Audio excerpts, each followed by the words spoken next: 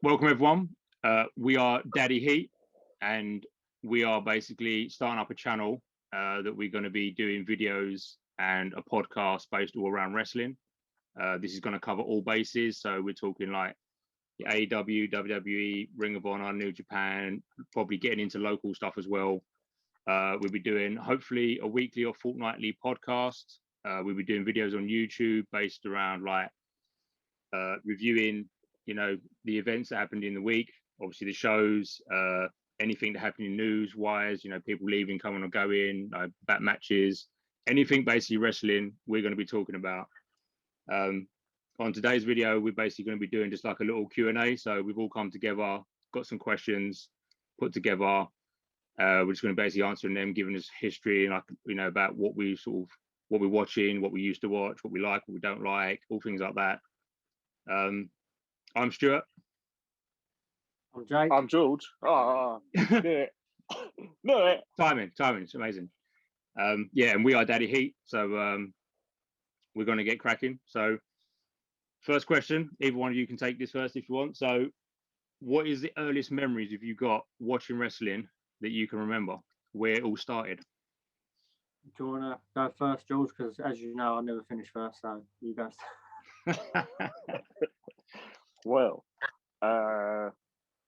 watching it, I'd say I was in like year 7, year 8. So it must have been like 2002. And it wasn't that early in wrestling stages, but like I only caught it in glimpses. So I never really got to watch a whole show or a whole episode of anything, just because we were poor. So we couldn't afford the Sky Sports and all that shit. Do not say it. So we used to literally catch it on the there used to be a Sky box office, and early in the morning they used to give you like a free preview of any event that was going on, whether it be like boxing or football or wrestling or golf or whatever.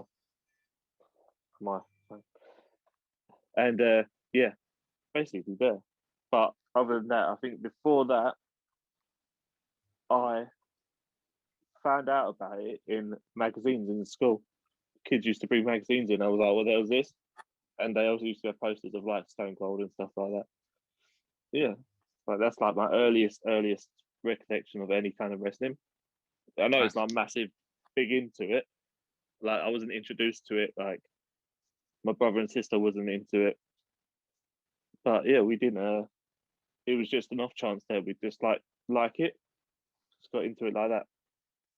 Nice. All right, what about you, Jake?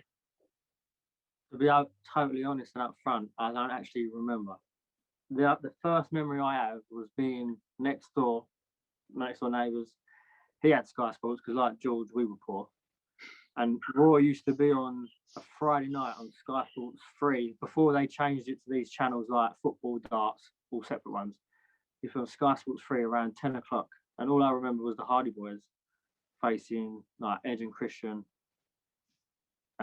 I don't know what year. I know I was in junior school, so it might have been a little bit before George started, whether our times collide or something. Yeah. And then after that, it was the pay-per-view when the Undertaker returned as the American Badass. And I think there was an Iron Man match going on at the time. So he chokeslammed someone. I'm guessing he chokeslammed Triple H. And then that pinfall went to Triple H and The Rock lost, didn't win the title, so to speak. That is the earliest memory I have of the product. And I stuck with WWF for years to go. Nice. Earliest memories I have is, again, can't remember what channel it was on because going back, it's sort of like mid to late 80s.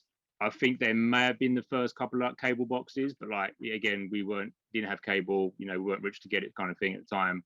So whatever channel it was on, I used to watch. I think it was on a weekend, maybe it was only like an hour and a half show of WCW. They used to air it on one of the channels. So my first like introduction to wrestling was in WCW.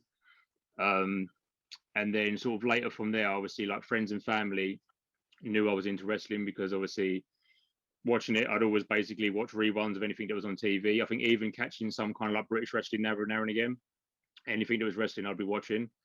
Never really see anything WWF on TV at the time, but again, going back to the friends and family, because they knew I was heavily into wrestling, they used to go out to like with shops, boot sales, or places, and pick up like old VHSs of WWF. So like, come next couple of years, I'd like a big stack collection of VHSs of things like your Royal Rumbles, your WrestleManias, all stuff like that, and I'd literally just watch them on loop constantly. So yeah, again, my early memories are sort of like mid to late 80s watching WCW, come late 80s, early 90s, literally just watching WWF tapes, wrestling tapes, just like non-stop, back to back. Mainly things like the Royal Rumbles, WrestleMania, and Survivor Series, just happened to be the ones they used to buy me a lot, but which turns out to be like some of the best events they have ever had. But yeah, that's where it all started for me. Nice. What was you watching back then? I think you've kind of covered that anyway, but just to clarify, I said I used to watch WCW and WWF at the time, and you guys? Yeah, mine was just WWF. Yeah, there was no really no knowledge of anything else, to be honest, for that. We're from the UK, so the wrestling events were a lot harder to get hold of on our channels. We didn't have like a big cable box full of like 101 channels. We had like 4 fucking standard channels, and we was lucky to get. We had like the odd live one. Yeah. That come to the country, and then we didn't know about it unless you was watching it. So exactly, yeah. So that was like, yeah, again, hard to try and watch things unless you paid out ridiculous money for like the first kind of cable boxes that we got over here. So next question going forward, around that time you first started watching, what was some of your favorite wrestlers? Jacob, I'll go first if you want.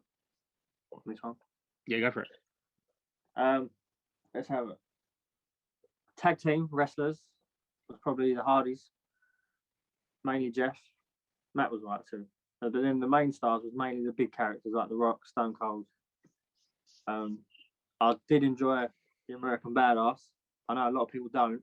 I didn't, but I quite enjoyed his run.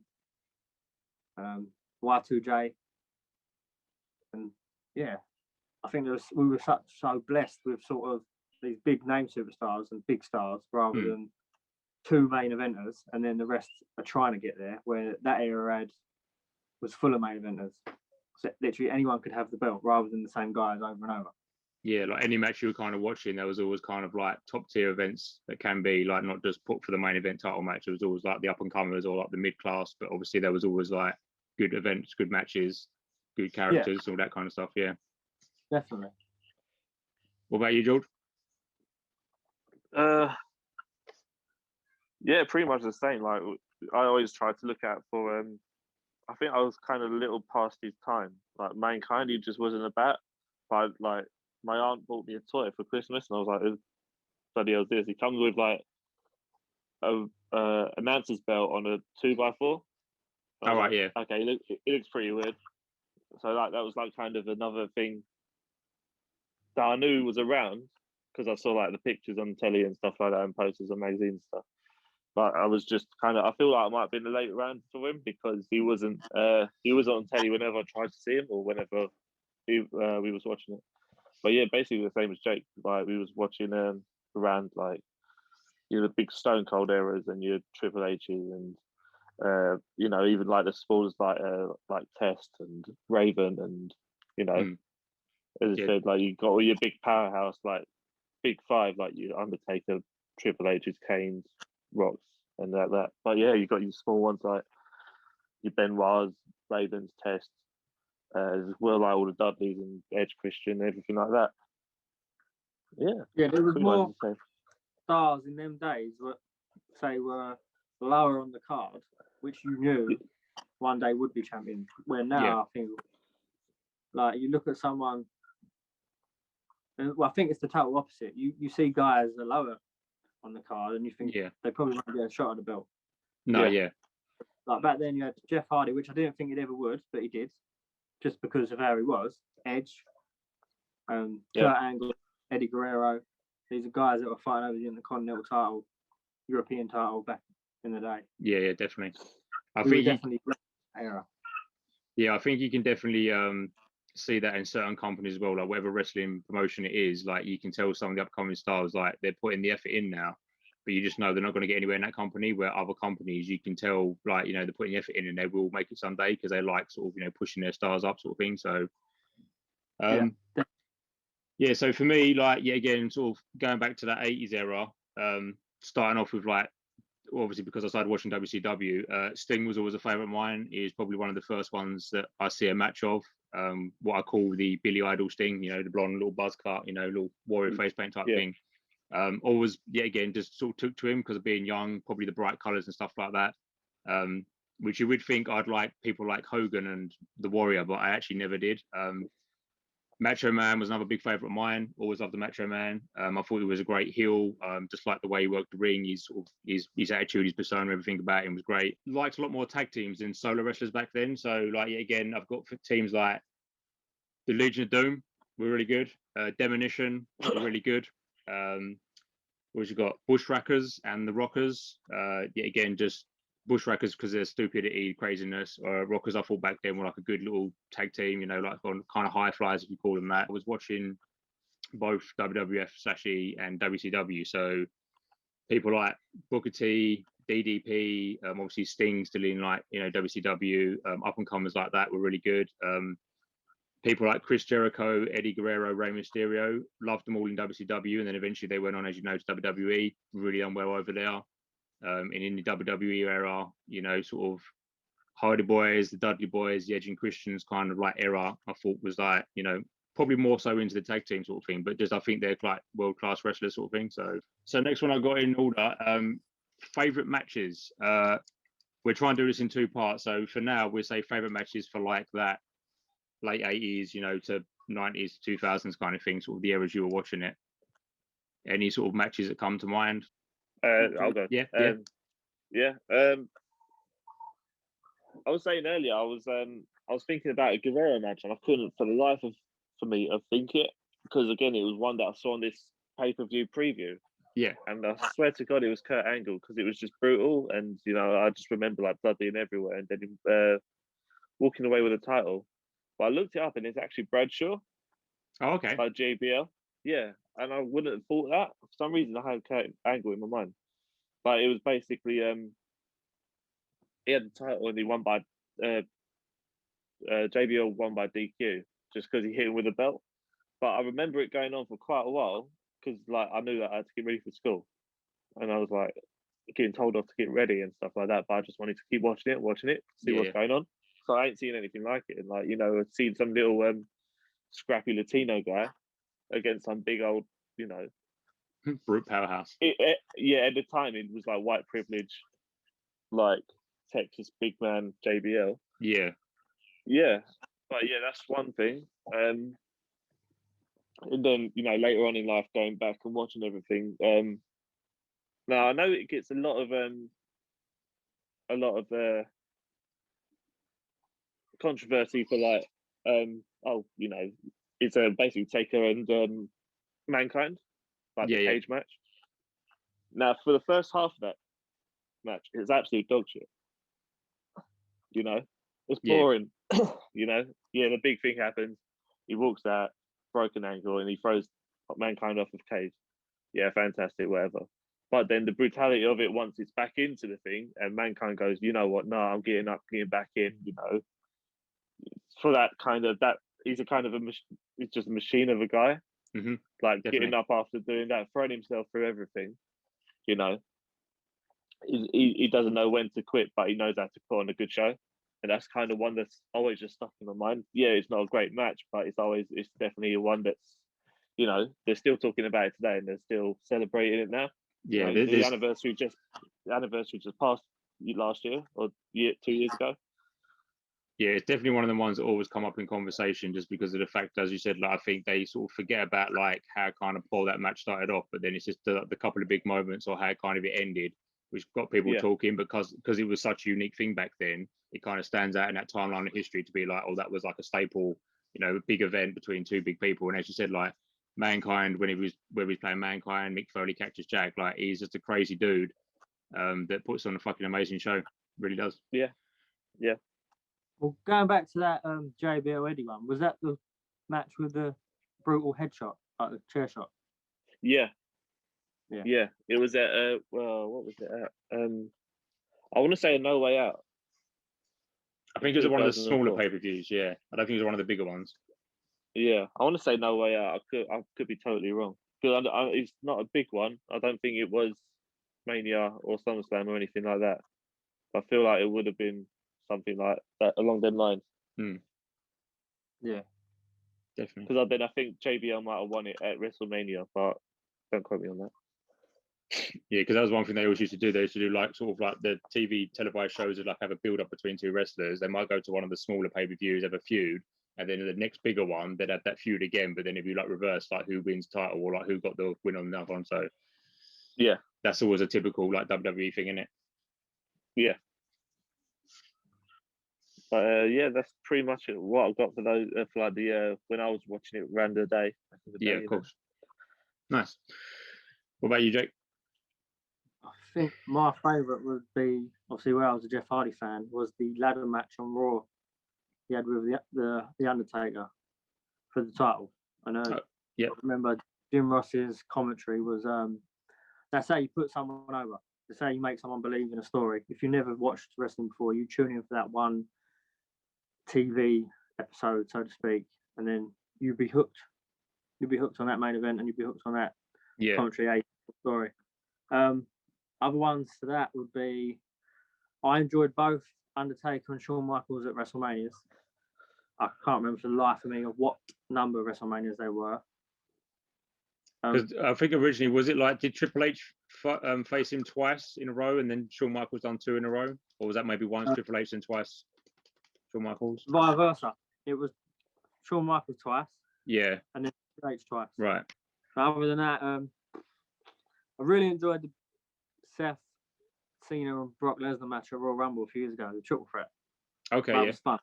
Yeah. That was but there was probably so many I've watched which I've totally forgot.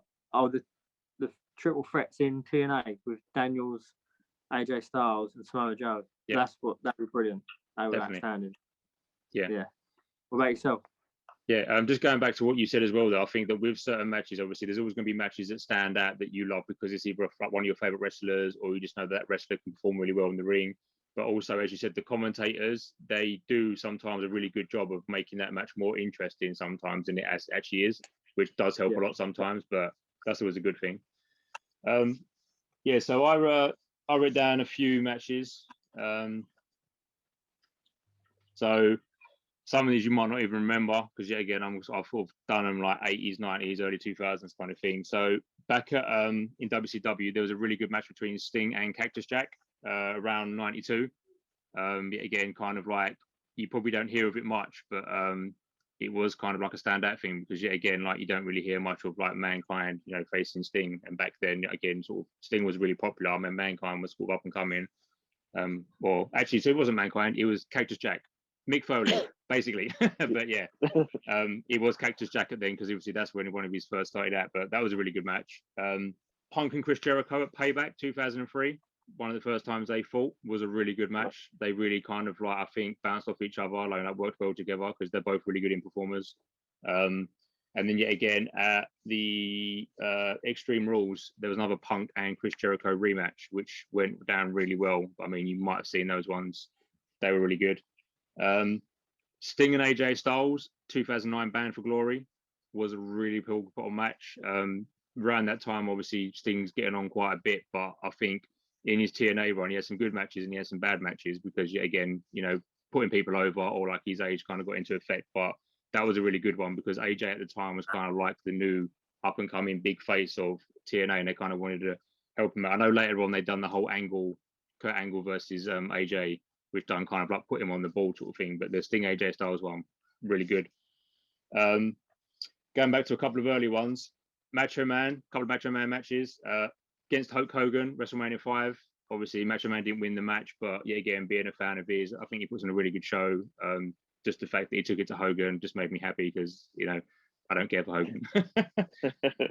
But another really good one was Macho Man and Ricky the Steamboat Dragon, which was at WrestleMania 3, which is quite an earlier one. But again, if you ever seen Ricky Dragon back then, really good technical wrestler, good high flyer, good grappler.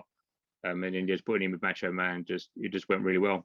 As Jake was saying, anything sort of with WWE, things like the triple threats between the Hardys, the Dudleys, and Edge and Christian, always into them, whether it's TLC matches or just triple threat tag matches, anything like that was great.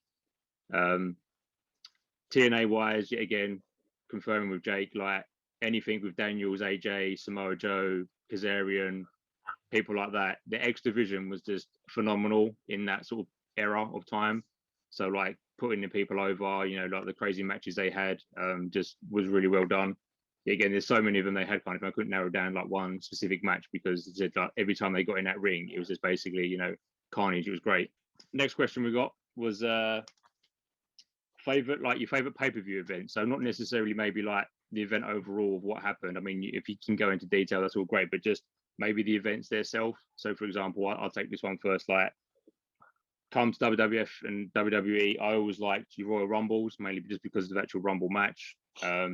SummerSlam, Survivor Series, and the WrestleManias always stood out in my mind. I mean, some are better than others, but I just think they're like the staples for that company, that you always had a handful of good matches, always like put more effort in, bigger, brighter, everything like that. WCW, Starrcade was kind of like their WrestleMania, which again, there were so many good ones of them. I always liked Bash at the Beach as well, Halloween Havoc, which are another two good branded ones with WCW, which I think currently, AEW are trying to get the licensing for them to do some of their special events under them branded names, which would be pretty cool if they do get that. So yeah. and then also sort of go into that sort of late 90s, early 2000s, when like ECW was at popularity. This is before like WWE took over. They had a couple of good ones of November to Remember, Hardcore Heaven, Anarchy Rules. They were just some really good pay-per-views that ECW used to put on. Yet again, people like Raven, Bam Bam Bigelow, Sandman, Mike Awesome, you know, all them lot, just any RVD, Sabu, any matches they put on together, like if you're into that kind of hardcore style wrestling sort of thing, with all every kind of apparatus going, they put on some really good events, some really good shows. What about you guys? Obviously, Mania is the main one that everyone sort of aims towards. I've always liked the hype around the WrestleManias. Elimination Chamber, when that was introduced, that was fun. Yeah, new concepts, that was good. Probably my personal favourite was the traditional Survivor Series, the 5-on-5 elimination matches. Yeah. And I have a soft spot for SummerSlam as well. Yeah, definitely. With obviously nowadays ones, any NXT takeover in front of a crowd, I really enjoy it because the crowd's great. The match is always great. It just seems like a fun event every time. Yeah.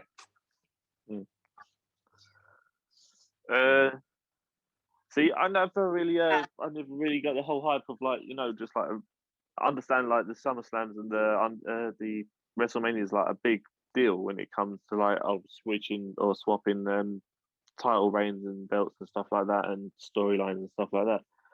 But seeing something that I've not seen before, you know, like when you had 30 men in the ring, and it's like, oh Christ, well, why are they all in there? And then every like minute and a half, every minute, whatever, someone else comes out, like, whoa, like that's completely different. So yeah, always something that's had quite a bit of a gimmick, like a Royal Rumble or like, as you said, like an Elimination Chamber. Anything that's kind of different, it's kind of, you know, like interested me in a little bit, because I can watch, you know, like the 8, 9, 10, whatever pay-per-views they want to do each year. But I know that I'm always looking forward to like, oh well, who might be the surprise spot in the Royal Rumble, or you know, like what's going to happen in the Elimination Chamber, or you know, stuff like that. Another one, it was just a one-off, well, not one-off, but you know, I always liked the go back of Halftime Heat, the Rock and Mankind.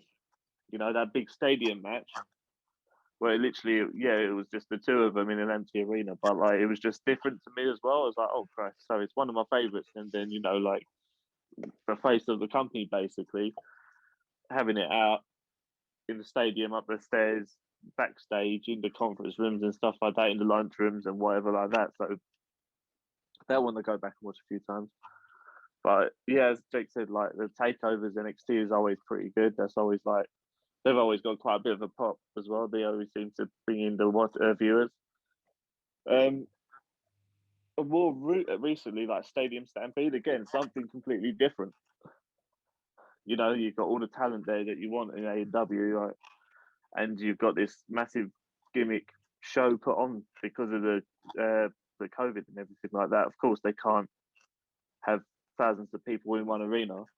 So why not make it a bit more interesting? Use the space that they've got. Yeah, definitely. Yeah, and they utilised it pretty well.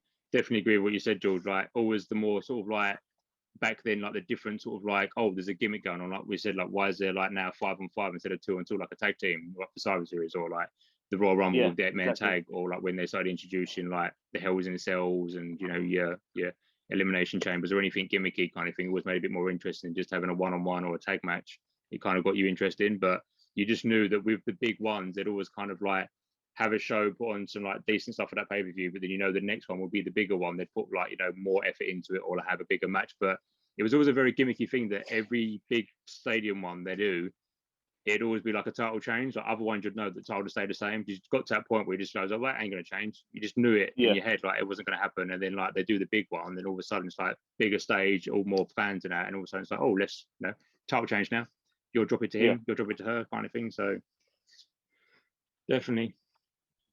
So next question on the agenda is, what era, like timeline, do you think had the best wrestling going on, the best stories, best kind of matches? So, for example, I kind of broke it down into a few because I was watching a lot then. Obviously, I'm watching WCW, I'm watching WWF/E, TNA, ECW.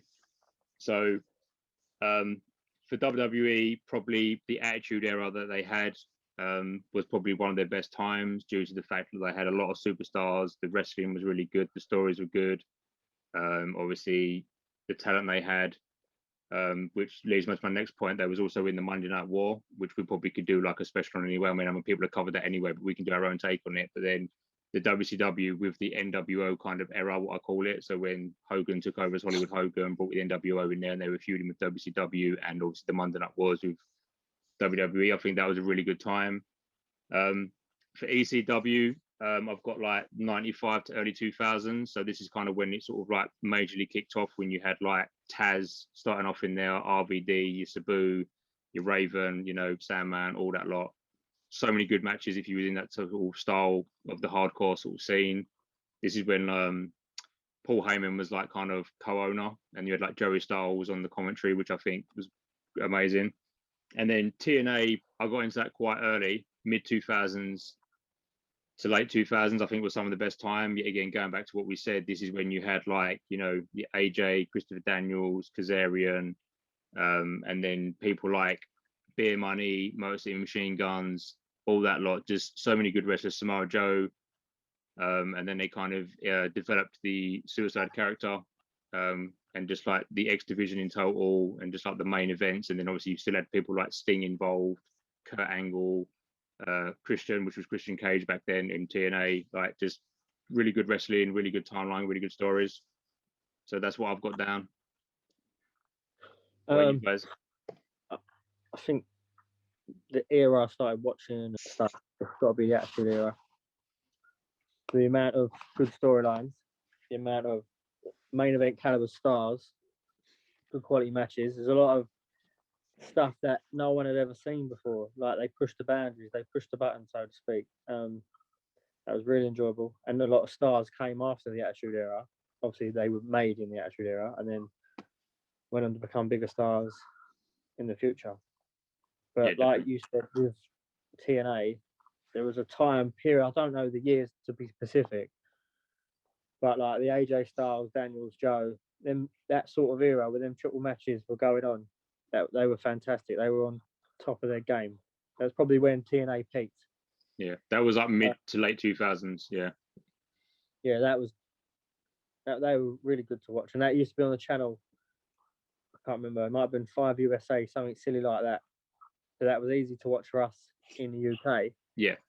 Where WWE have always been, you have to pay extra a month for Sky Sports or BT Sports now. But no, they were very good times, and we didn't realise at the time they were good times, as well as good as they would be. And it's brilliant time.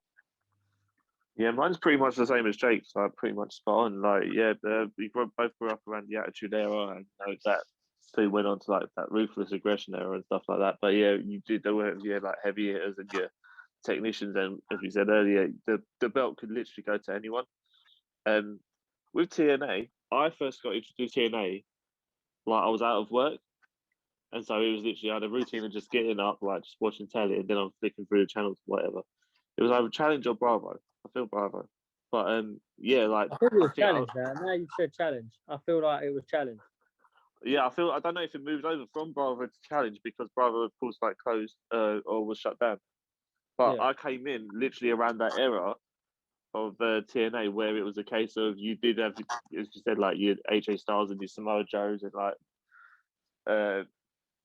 Mr. Kennedy's and stuff like that, and Suicide and Abyss and Awesome Kong in there and stuff like But yeah, that. like, I thought about Abyss. Yeah, you had like Abyss, and then you had like the original LAX, which was Homicide and Hernandez.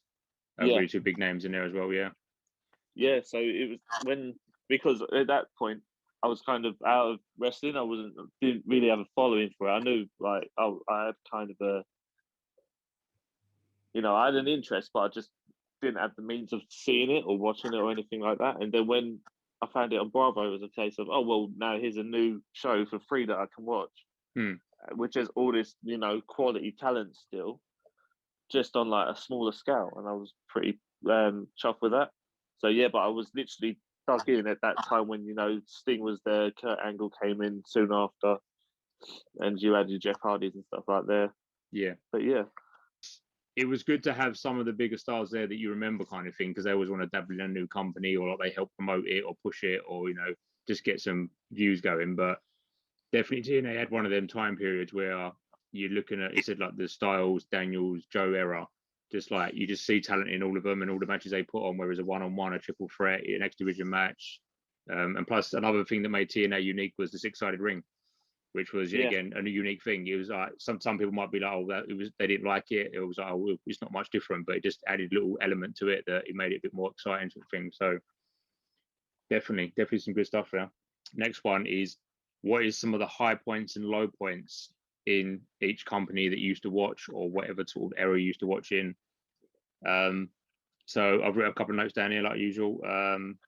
In WCW, probably the highest point was like the big NWO Monday Night Wars segment. I mean, they were doing really well before that, but I mean, they peaked at that time. ECW, yet again, that sort of late 90s, early 2000s, with just basically just crazy over the top matches with, any one of the superstars in there. Just they were like pushing the limits to the best they can. TNA, yet again, X Division, just new up and coming stars, just pushing the limits, working the ring and just doing really well. NXT, like WWE making the NXT, I think was a really good shout. Definitely got a lot of good talent coming to NXT, a lot of opportunities for people, and yet again, sort of like when you had the prime, where it was on WCW, ECW, WWE, like NXT always had such a good segment of like talented wrestlers, always good matches. You could always tune in, and 90% of the time, you'd have a better watch of NXT than you would the Raw or SmackDown. You could just guarantee this is going to be more entertaining or something happening. So that's some of the high points that I've got. What about you guys? George? Yeah, basically pretty much the same. Like your high points are, of course, like when Attitude Era's had all your. That was more of a case of we're branding to like an older audience. So I feel like anything that's branded to an older audience is kind of always getting a bit more of a push on like, or a bit more popular. Just because you can look at what they're serving today, and or around the Ruthless Aggression era or anything what you want to call that. It's a family kind of event and family watching, but if you're like me, you want to see something a bit more quirky. You want to get a bit more like involved, a bit more, risque or something. But I feel anything like that. Sorry. Anything that's kind of R-rated, as if it is high. What about you, Jake? I think AEW emerging was a high point. It has to make everyone else up their game, and shows you a lot more new superstars that you might not see, because obviously New Japan isn't the easiest thing to watch on your telly this side of the pond. So people would have heard of Young Bucks, formerly Generation Me, they would have heard of Omega and they would have heard Hangman Page, but they might not have ever seen them. Hmm. And Ray Phoenix, Pentagon. I know they was in TNA, but if you weren't watching TNA, you wouldn't know of them. Same as Luchasaurus. So that starting AEW was a good thing. Like what you said, NXT, WWE starting that was a really good moment because the amount of talent that's coming through NXT. Then this is another debate for another time. But then when they're moving up to the main roster, that's a different story. But it gives you, like, I think what George said, when NXT gives you that sort of edge back where fans of the Attitude Era watched it, and it seems a bit, it's not as PG, it's a bit more risky, so to speak. So, yeah, and obviously, I don't think you can knock WWE charity work regarding, like, you've seen a video a few years ago of Connor's Cure, the young kid who Daniel Bryan sort of took. Oh, yeah. Yeah, so yeah, that's a major plus for anyone. And that's I didn't really think about this one too much. I didn't think it'd be that deep, but yeah, that's my thoughts on that one. Yeah, I mean, there's always going to be like moments in any kind of like era of wrestling that are going to be like high points of like, it could be certain matches, it could be certain wrestlers at the time, but just overall, I think like the high points of what you said, like you got your NWO era, you had the like Attitude Era, obviously the whole format of NXT was really good. Obviously TNA had their X division, which was, I mean, yeah, again in WCW had like the cruiserweight division, and then in WWF/E you never really had a cruiserweight, but that was kind of always like European title, maybe like the Intercontinental Champion, like the smaller people sort of thing, but always going to have like good matches overall. As for like some lower points in like history, for me personally, I've got like WWE buys out WCW because, yeah, again, I was a really big fan of WCW. A lot of my favorite wrestlers come from there and was wrestling there. Seeing that go was gutting because a lot of wrestlers either at the time went out of work for a while or they went to, like I said, things like Ring of Honor or New Japan, which at the time I couldn't broadcast, couldn't get anywhere in the UK to watch. So like I was missing out on their matches. Hogan, Bischoff, and Flair with the Dixie Carter TNA takeover, or when they took over the company, just even yet again like they were trying to push it. It's like, oh, Hogan's in there, Flair's in there, we're going to push the new talent kind of thing. But if you ever watched it during that time, like Hogan and Bischoff, every episode was getting like more and more airtime. Then there was like less and less matches, and some of the wrestlers that were like cards kind of thing, like didn't get their matches, and they just personally I think run it into the ground. And like I was just sick and tired of just listening to Hogan in the office chat shit on the phone, or Bischoff in the ring making up some bullshit, and then Ric Flair coming out having his moan. That done me in. With WWE, some of the lower points for me, I was a massive fan, still am, of CM Punk. I thought at that time, just before he kind of made it big in, like, I mean, he was in ECW, Ring of Honor, then he came over to like WWE, and I've always followed his career since like I sort of back in Ring of Honor at the time, even in TNA for a little bit, then on to like obviously ECW, then into like main Raw.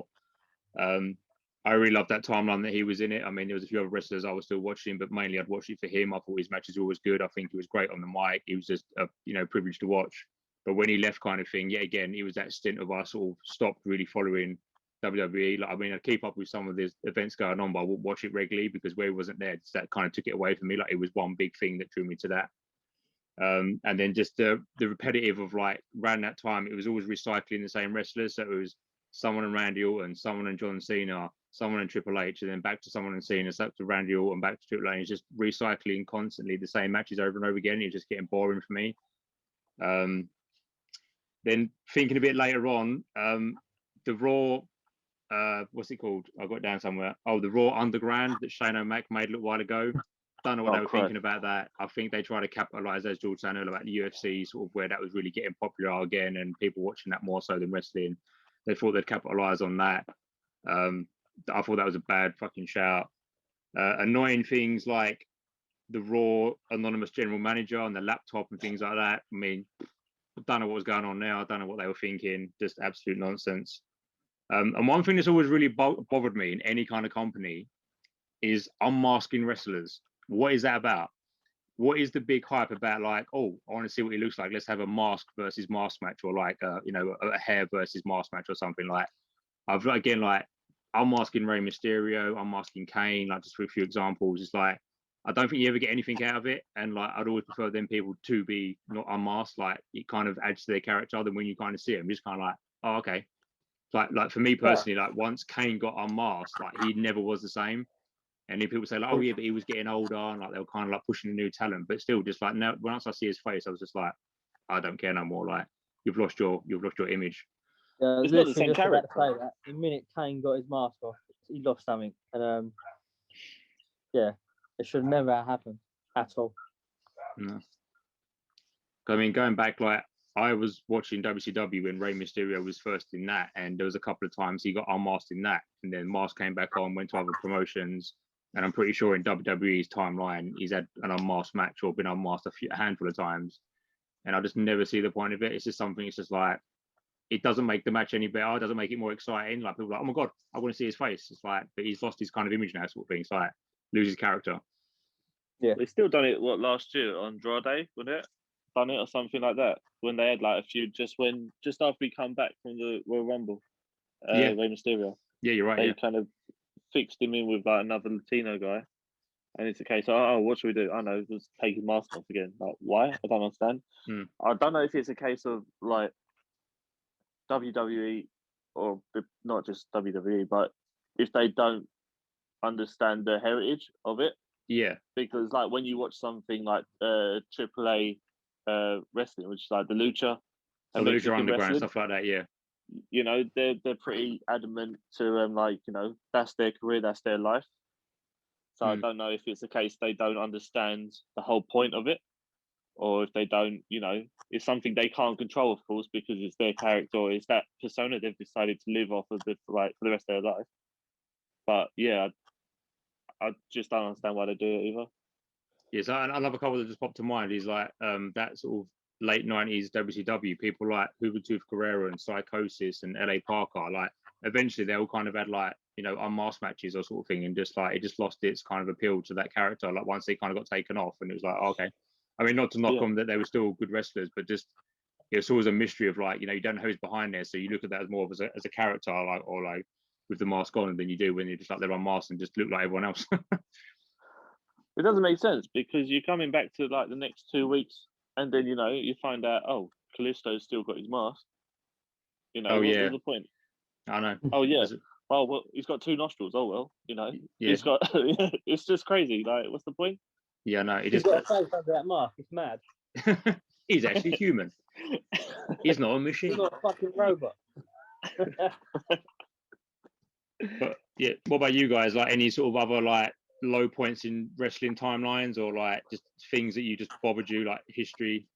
Yeah, one thing that pisses me off, and obviously they get permission that when Eddie died, they had Randy Orton out doing a promo and they bashed him. I know it's a character. I know it's storyline. I know they'd have to get permission. I'll run it past family members first. I just think it's distasteful. What I used to find uncomfortable was the bashing of Jim Ross a lot as well, regarding his operations and the way he looked. Yeah.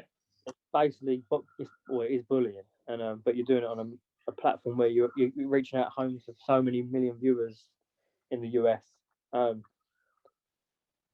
But yeah, that's something I've always found a bit uncomfortable with, bashing the dead, so to speak.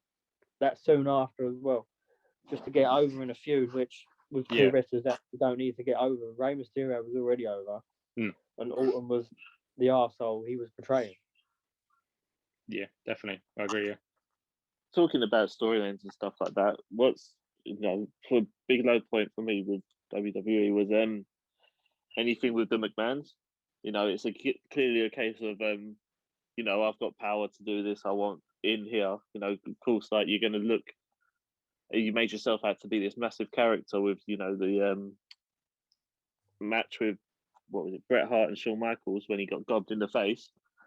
You know, and then he then turned that round for himself. Understand it's business and stuff like that, and then he looks like a bad guy, and he wants like oh well, why did he like spit in my face and move over to WCW?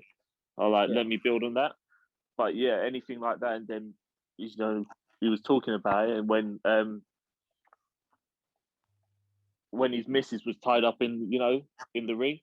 Oh and yeah, then, like, yeah. yeah, it's just untasteful. I don't understand it. I didn't get the point of it. Understandable, like, oh, you're an old man and you want to get with like some fit bird, but your missus being in the corner while like your son's fighting against you, I didn't understand it. I don't know. I didn't see the reason behind it. There was no definitely need for it. It's just clearly an abuse of power.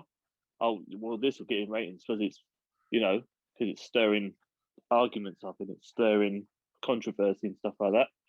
I just couldn't get my head around it. Wrestlers that you can't stand that people absolutely love. Oh, I mean, there's many of them, but yeah.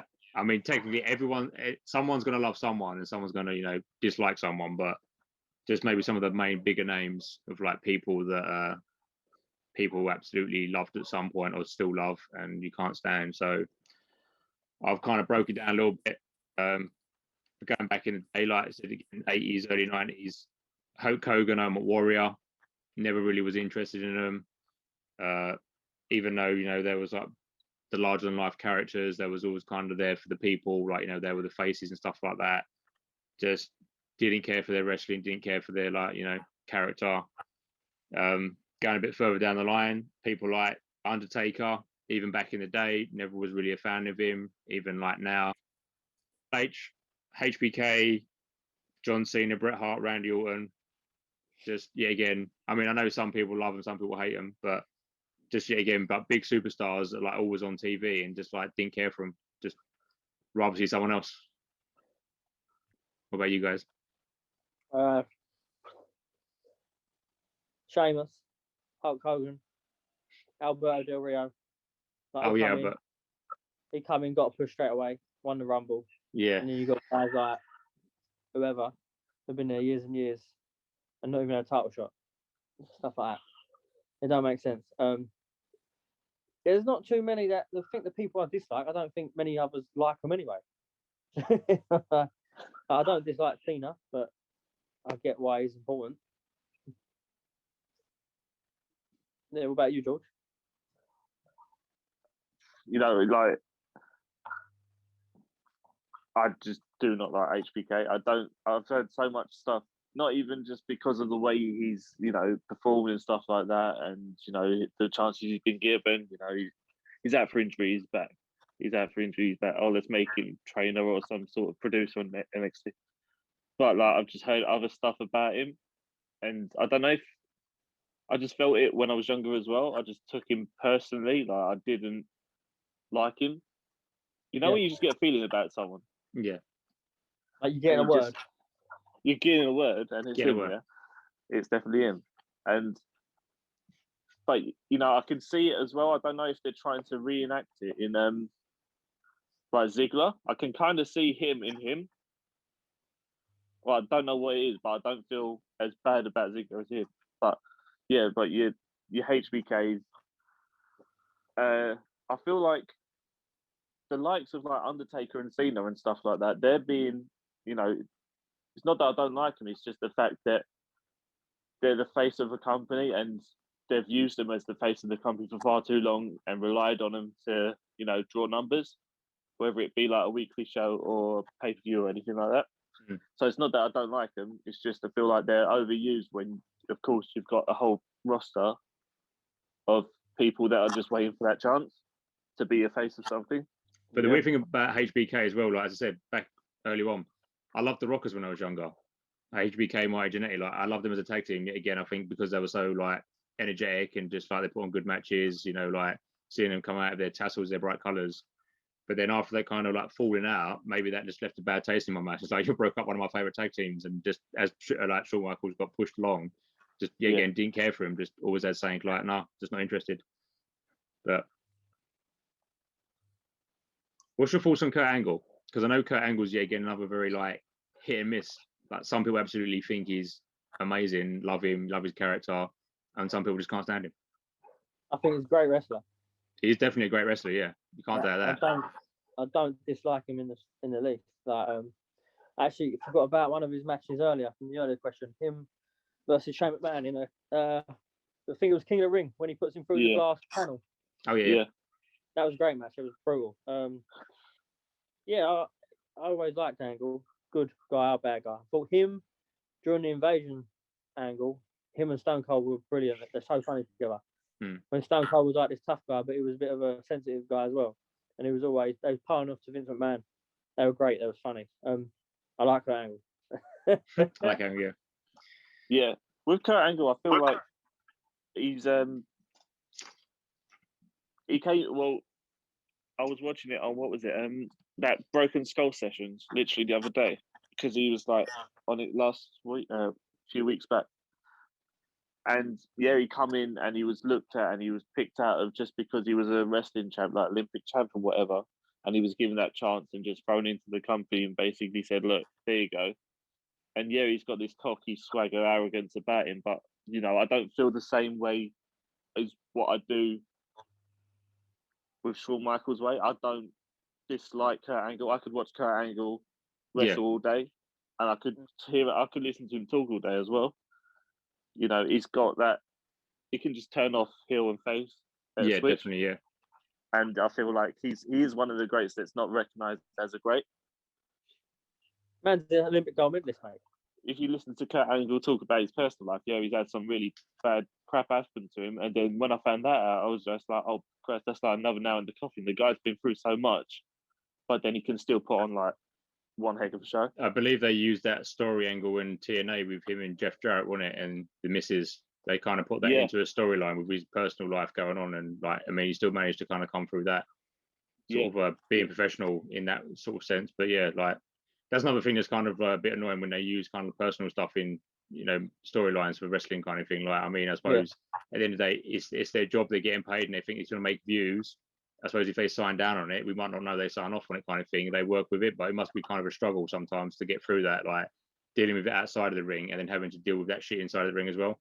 So, So next one I got is favorite gimmicks. So this could be, you know, people's characters or what they do in the ring. Like, you know, for example, I've written down a bunch of them, like a couple of favorites for me. Yeah, again, like Sting being one of my favorite wrestlers. He's sort of changed from being like what I call Billy Idol Sting into like Vigilante Sting with the old black and white face paint. I thought was a really good, obviously change of character, good gimmick. We've got as well Eddie Guerrero and Chavo, the Los Guerreros. I thought that was really cool with the lie we cheat with steel kind of thing. That was really buzzing. APA, the Acolytes Protection Agency with Farouk and Bradshaw. Yeah, again, just drinking cards and fighting. I just thought that was really cool, just like mindless fun sort of thing.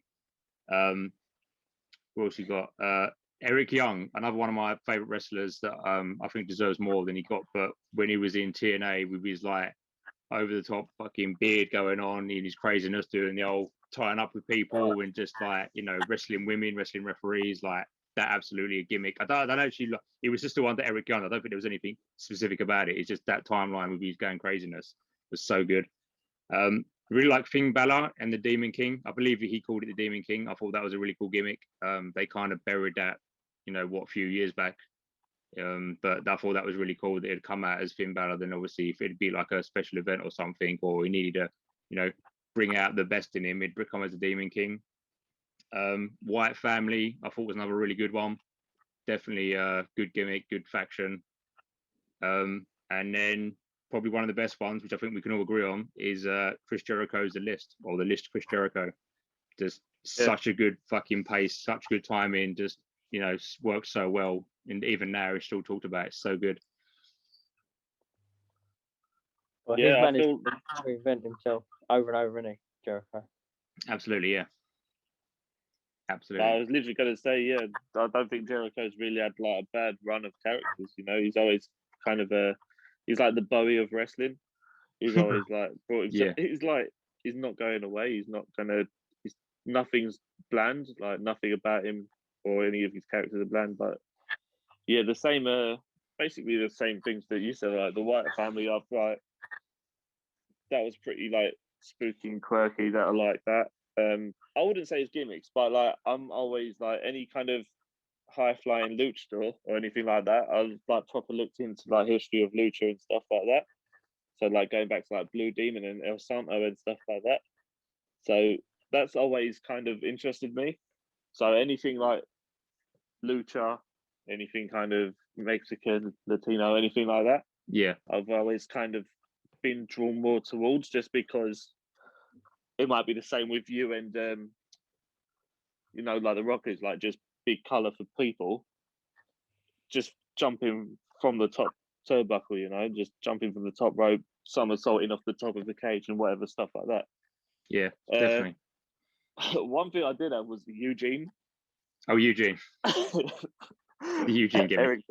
Was it Eric Bischoff's nephew or something like that? And then I kind of remembered him because this was way back when I first started watching it as well. And I saw little bits of it and I was like, who's this like absolute potato of a man? But and then he was like pulling off other wrestlers' finishes, and I was like, oh, I thought that wasn't allowed for some reason. I just didn't have it, because even though they call it something else, like you can call it switch your music, but it's actually a super kick or something like that. But yeah, I didn't realize when I was like 10, 11, I didn't realize, oh, you could just steal a stunner from someone. But there's Eugene doing it in his baseball shirt, like yeah, definitely, with his coat and like hair kind of like mine and a bit bigger. APA, I really like them. Like you said earlier, Finn Balor, Bray Wyatt, White family, they were cool. Sting, I didn't see much of Sting, but in TNA I did. I like what he did. Did you like when he kind of went into, he took like the Joker role, in a sense of, we went a bit crazy, started painting his face a bit all like sideways, a bit messy, and started being a bit more crazy up top? That was quite a good little adaptation to his role. That was a good moment. I'm trying to think. There's probably loads I forgot about and really enjoyed. Well, technically, anyone's kind of character, in a sense, is a gimmick, because like Dolph Ziggler, like the show off, that is technically a gimmick. Like Dolph Ziggler as a show off is a gimmick sort of thing. People like I was just thinking when you was talking about what's his face you just said, Eugene. People Eugene. like what's his name, Santino Marella, just like his character with the Cobra, just saying so little, but like it always just made me laugh, like just coming out with the old like tapping the Cobra, and then just like absolutely amazing. Like R-Truth when he used to bang on about conspiracy and Little Jimmy. Oh mate, yeah. He was funny. He's fucking funny. Absolutely amazing. R-Truth is a character. He's like, when I was a child, John Cena was my favorite. He's my idol. Yeah, I actually forgot about that, but no, yeah, R-Truth was with Little Jimmy was fantastic. Such a good role. What a character! What a gimmick that guy. Yes, he is. He's a real smart guy. But even in like he was in TNA, wasn't he? I'm not dreaming that. Yeah, he was under Ron Killings. Yeah, that's what. Yeah. Yeah, you're right. Yeah, well guy.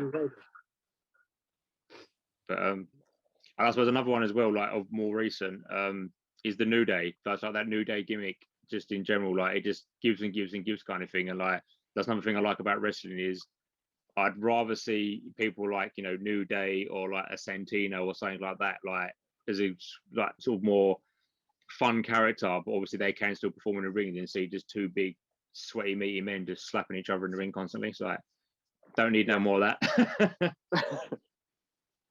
We've had enough of like your Brock Lesnar's and all things like that. Just 5-minute matches of just muscly men slapping meat. I want to see more. I want to see more Cobras. I want to see more bloody. Was it Festus? Luke Gallows is that ridiculous gimmick, but like it's 5 minutes of fun. Do you know what I mean? Just like add little things to it. Yeah. No, he's a good brother.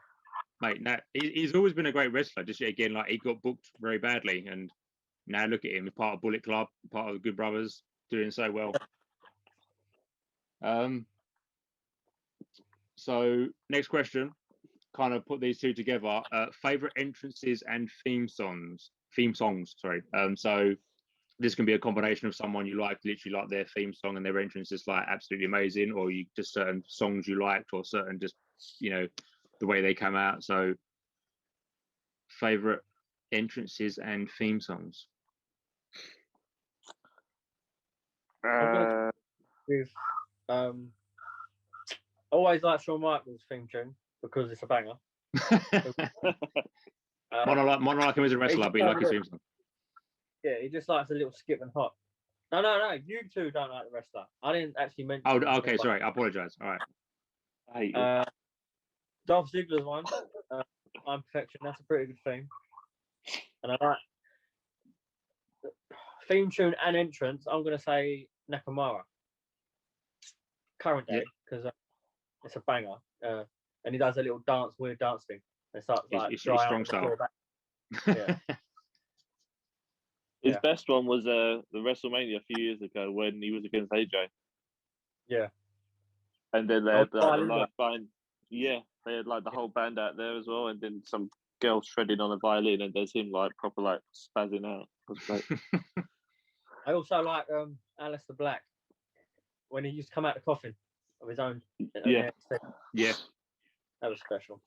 And obviously Taker's quite legendary. Some of his Mania entrances, but he takes a fucking while to walk down the ramp. So that's one positive thing I do like about a Taker match at WrestleMania is that when you first hear that chime, you can go you can go for a piss, you can get your beer, you can make some food, you can come back, and you're still walking towards the ring. You can do anything you want. Shit, shower, shave, and you're still walking down the ring. You ain't missing anything. Yeah, Cena used to have some good entrances at Manias and stuff like that. Batista's a good song. I Walk Alone, Batista, yeah. When the fireworks going off in the old. Yeah. What about you guys? You want to go? Yeah. Like when Rey Mysterio was just shot up in the air, like every time he was just projected into the air. So that was a good entrance. I wasn't too keen on the music. So yeah, again with the music, yeah, I don't like Hulk Hogan, but that Real American is always a pop. It is a pumping song though, isn't it? You just hear it and just gets you in the mood. And then there's him with his like geriatric hips and his feather boa, and I'm like, okay, now you're in it. But, yeah. But yeah, there's that Bret Hart's music, like that, and then there's him just charging through with a like maple leaf flag. I was like, okay, yeah, you're popping. The Bray Wyatt's like, yeah, Bray Wyatt's always like that's just different with the Fireflies and that like creepy like band as well. Like when he faced Cena, was it a WrestleMania as well? I think. Yeah. That was pretty special. But yeah, that's like the only kind of one, except from maybe like Finn Balor's as well. Like when like everything just goes like bright white, and then everyone's like, yeah. He kind of fits with the song, doesn't it? Like he comes and crawling out in the smoke and the light, and then he gets in the ring, and then as the song's hitting, everyone's just like, rah. Yeah. Other than that, like Eddie and his lowrider. Yeah, I'm not too big on like the vehicle kind of entrances. Like I didn't really understand Undertaker's whole shtick with like the Harley coming down. Understand like that's kind of what he was going for, but I couldn't get why he'd do it. Yeah. Same with like JBL and his little his Cadillac with the horns on the limo. Yeah. Or Simon Dean with his Segway. The Segway,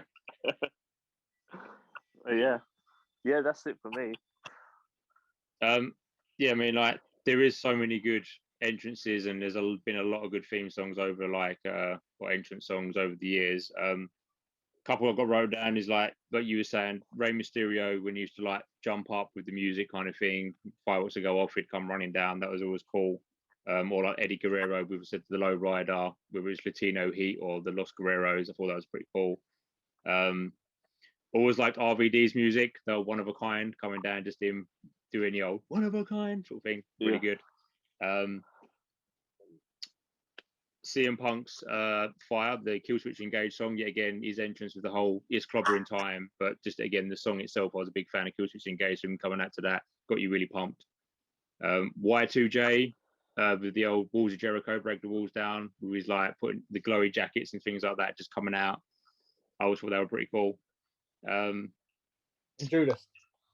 Well, at the moment, Judas by Chris Jericho is such a good song, and obviously, like it's going to get so much better when there's a full crowd. But even now, like just a few wrestlers and people that are in the crowd, like just literally keep it going. It's so good.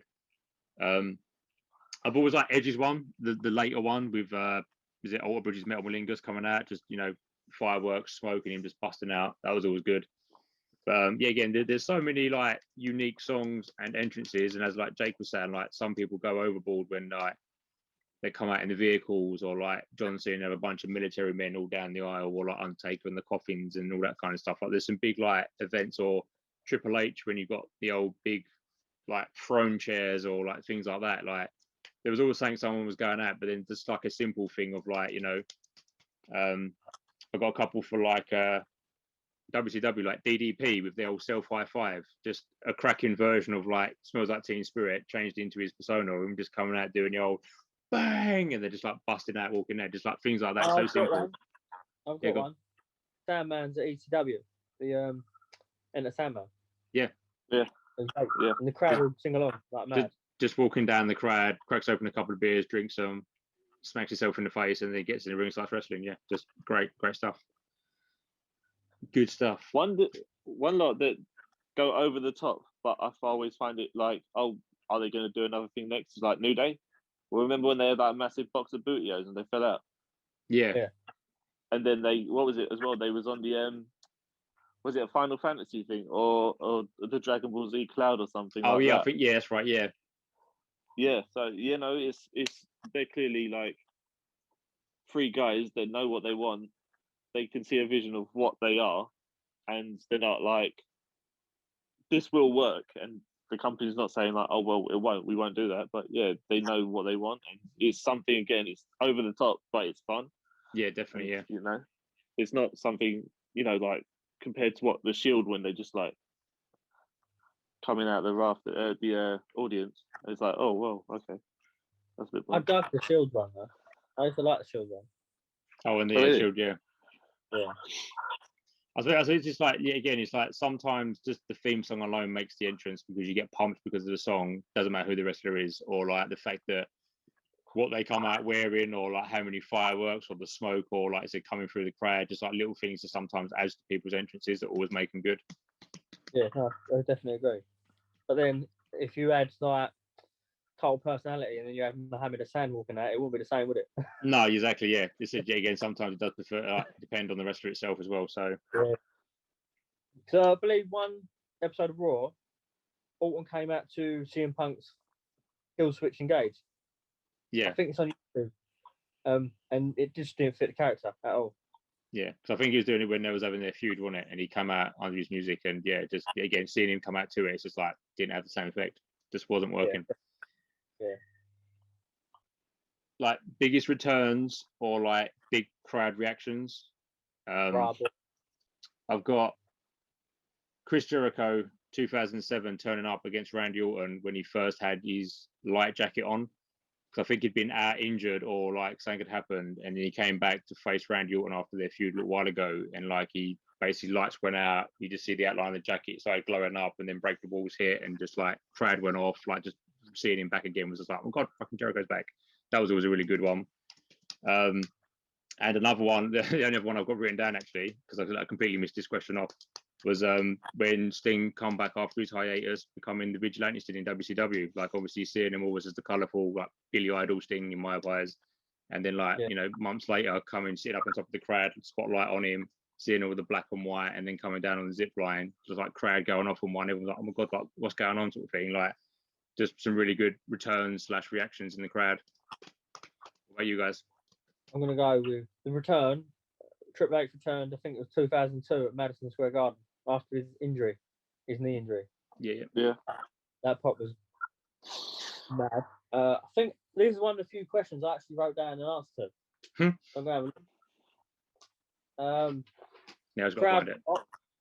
Obviously, Ziggler cashing in the Money in the Bank, the Raw after Mania, because mainly you have that British crowd, are all different nationality crowd, to be fair. That was loud. But if you guys might have to remind me of a few, because they're the only two I've got written down. Yeah, I literally sort of half-asked this question as well. Like for some reason, I wrote it down, and I was like, come to like 5 minutes before, and I'm like, shit, I actually put anything for that. The only one I got for like crowd reactions and stuff, it wasn't so much like anything happening, but yet again, going back to CM Punk when he was in Chicago, the Chicago crowd with CM Punk is so fucking loud and overwhelming. Like it's just amazing to hear. Like they literally love him so much. So anytime, like even when he'd left and they come back into Chicago and just them chants with who was wrestling, just the CM Punk chants and just like the hype behind it, it's just like it's going off so much kind of thing. That was always fun. Yeah. No, Chicago's always great. See, this is one that I literally could not think of. But yeah, you're bringing something up like, you know, when Sting come down from the rafters and he's like parasailed down. The only thing I can think of is, you know, you always see like the confirmation ones, like when Cena come back at Royal Rumble. Yeah. That was pretty big. Rey Mysterio coming back at, you know, again, Royal Rumbles are sometimes like a pretty big thing, like, you know, Edge was a couple of years ago and stuff like that. I feel like it might all just be dependent on the times, because clearly, you know, you might have someone come back and it's just like, oh, well, they're back. Yeah. But yeah, there's not much. Yeah, not really got anything for this one. We can go on to what about like favorite factions, groups that you like, factions in the wrestling world. The Von Erichs. The Von Erichs. Only because I've like done some homework on them, and I was like, you know what? Yeah, they're a family clan and whatever like that, but you know, they did have a pretty like successful streak back in the day. There was always like a face of their because they moved over to WWF, or what would become, but then they had their own territory as well. Yeah. Or you know, they had their own little area that they used to fight. But yeah, they were always I don't know what it is about it. Maybe it's the story behind them, maybe it's like it's a family thing, you know. But there's that the Hart Foundation I always kind of find quite good, just because you had like, yeah, you had your Bret Harts, which was like a technical more wrestler, and then you had like Jim Neidhart and British Bulldog and Owen Hart and stuff like that. So you had like your bigger guys. You had a bit of a mix and match.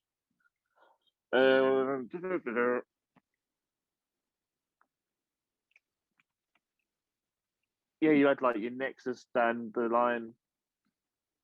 But yeah, faction wise, like, I'm not really. I feel like I'm more involved with like a tag team or something like that. I feel like if it's over like 3-4 people, Yeah. I kind of lose interest. But like, you know, you have got like your more famous like Bullet Clubs and stuff like that, and your Elite, and you know, your Bunny Butcher Blade and stuff like that. But yeah, I mean, there's plenty of them out there. But some that I'm just not interested in. Yeah, of course, yeah. What about you, yeah. Well, I think currently I'll probably go with the Undisputed Era on NXT. They've had a great run. I think DX was a favourite when I was sort of growing up. Before it went all PG though, where it was just Triple H and Shawn Michaels running around. I'm including like the New Age Outlaws as well from China. Yeah. The Shield, I like the Shield. They was I think I've said this before. They would book like 3 main eventers, and it's rare now where you have a faction where they're all booked to be stars. It's normally just one of them picked out to be the guy. Unless you're Evolution, then it's a different matter. What about yourself? The Aces and Eights in TNA, sort of like the whole biker cool gang. Probably around the same time as well, you had the TV show like Sons of Anarchy, which is really popular. Obviously, I was really into it. I know you guys watched it as well. So just kind of seeing like that sort of biker gang club in a wrestling faction, I thought was really cool. But you had quite a lot of talented wrestlers in there. Obviously, like it was kind of led by like Anderson and Bully Ray. But then you had like Gunner and Murphy, the tag team in there. Like Gallows was in there. There was quite a few good wrestlers, and it was quite a cool little faction. Eric Young in NXT with Sanity. I really like that. Probably more so the fact because again it's Eric Young, and I really like his character, like he's as a wrestler. But just his little cool faction in there was really cool. And one that probably not many people talk about, and probably don't even know about, but back in WCW, Rey Mysterio and Master P and the No Limit Soldiers with the hoo-hoo! Just a bunch of men dressed up in army gaff, just taking over like whatever they could. Such a random thing. I don't know if it was popularity that Master P had like a new album out, and you know, a lot of promotions with wrestling, like, you know, a lot of music would get involved. So then they'd like come in, be like ICP, the Insane Clown Posse, had like a stint in WCW, like they had wrestling, the music going on with wrestling, and then they come in to do that. And yeah, just really weird, but like, yeah, Rey Mysterio coming out like a little army soldier with Master P and his No Limit Soldiers, just crazy. Just absolute craziness. But yeah, like as you said, Bullet Club now, the Elites, White Family, like Shield, all people like that, like some good factions. Just whether they sort of utilize them right or not, kind of thing. Like sometimes they get big pushes, like the Shield did. They become main eventers, but they separated. And then like with the White Family, such potential, but they kind of buried it pretty quickly. And obviously they've all gone their own way and whatnot. So, but yeah, I mean, there's many more out there. Obviously probably more to come, but yeah, sometimes it can get overwhelming. What you said, that there's too many people and it can become too much of a bigger thing. Where like sometimes it's better just to have, you know, limited people, smaller groups. But there was like 20 people in NWO, weren't there, in like the end? At one That's point, crazy. I think in NWO there was almost 20, and then in the Wolfpack there was like 12, 13 of them. So Yeah, it's it crazy. just got to a point where it's just like anyone who wanted to join, and here's a t-shirt, throw it on. Yeah, yeah. Favorite moments in general. So I've kind of put down like anything that sort of got you hyped, like surprises, anything you were shocked by, any disappointments. So a couple I've got written down. I'll take first lead on this one. Is something that kind of got disappointed by was like Undertaker's streak, sorry, losing to like Brock Lesnar a couple of years back. He had a fight with Bray Wyatt, and I would have preferred that if Bray Wyatt kind of took the mantle of having kind of been like the new Dark Man or that sort of element. I was kind of disappointed with the way that went out, kind of thing, that he kind of got buried, and then like, you know, a few years down the line, Brock Lesnar's breaking the streak. That was kind of a disappointing moment. Something that I was really hyped over, yet again, I bring it up, was Sting coming back in the black and white. I mean, I keep saying it, but yet again, being sort of that teenager, being heavily into the film The Crow as well, being Sting's one of my favorite wrestlers, coming back as that was just like, oh my god, fucking that's amazing, like proper hyped over that. Some really cool moments that I liked was the Raw walkout, if you remember that, when there was like Raw done a walkout, and there was a segment at the beginning where there was Triple H, CM Punk, Sheamus, and Cena. And Triple H come out first on the mic, basically saying like, I ain't got a clue what I'm going on. CM Punk come out at the time as champion and saying, well, like, you know, we've got to do something. And then the only other two people in the building were Sheamus and Cena. So then basically Triple H asked CM Punk to go on the commentating. Obviously he would be referee, and then Cena and Sheamus would go in for a fight.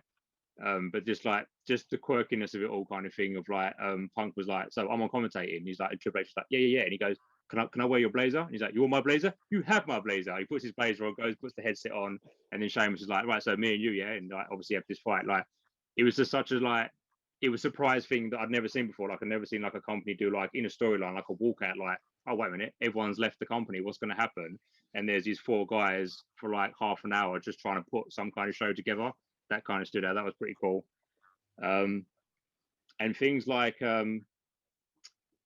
you kind of referred to it earlier, like sort of like a shocking moment was when like Mankind got thrown off of the Hell in a Cell by Taker. Like you wasn't expecting it. I think like it pushed to like, oh, that could happen, but when it actually happened, you're kind of like, oh fuck me, like that guy's just dropped like 20 foot through a table, like fucking hell, he's dead. But then like as I said, he got up earlier, but that kind of shocked me again, like sort of being a bit younger and just surprised, like you'd never seen anything like that before. It's like fucking hell, like he just killed a man. But obviously absolutely crazy. But then other than that, just like other hyped moments for me personally was just like anytime CM Punk was on the mic doing his pipe bombs, especially when like he was against Triple H and Stephanie, when like literally he was like, you know, mugging them off left, right, and center. Just good times, just all good times really. What about you guys? I'll say when Jeff won the belt for the first time at Armageddon. Obviously, being a fan, as you know earlier, from his when I was younger, that was a good moment. The pipe bomb was really shocking. I actually stayed up late to watch that live, and it was like something you've never seen before, breaking the fourth wall, so they say. I'm trying to think now. It's a tough one. The Rock returning to host Mania. It was his first return for years. And then obviously during that promo, it went over time. The crowd were great, and he called out John Cena. That was probably my favourite moments that I can think of it right at this point. Probably favourite. Seeing Rey Mysterio win Royal Rumble, he still holds it for the longest time in the ring. Starting with number 2 with Triple H, and it's he's up against all these monsters like Triple H. I think Mark Henry shows his face. I think Randy Orton shows his face. Kane's always in it, stuff like that. He's always seen as the little underdog of thing, and especially at the times where it was just weeks after Eddie Guerrero's death, I feel like that kind of made the win more special for the audience and for the fans. So yeah, that one. Disappointment wise, I'm not really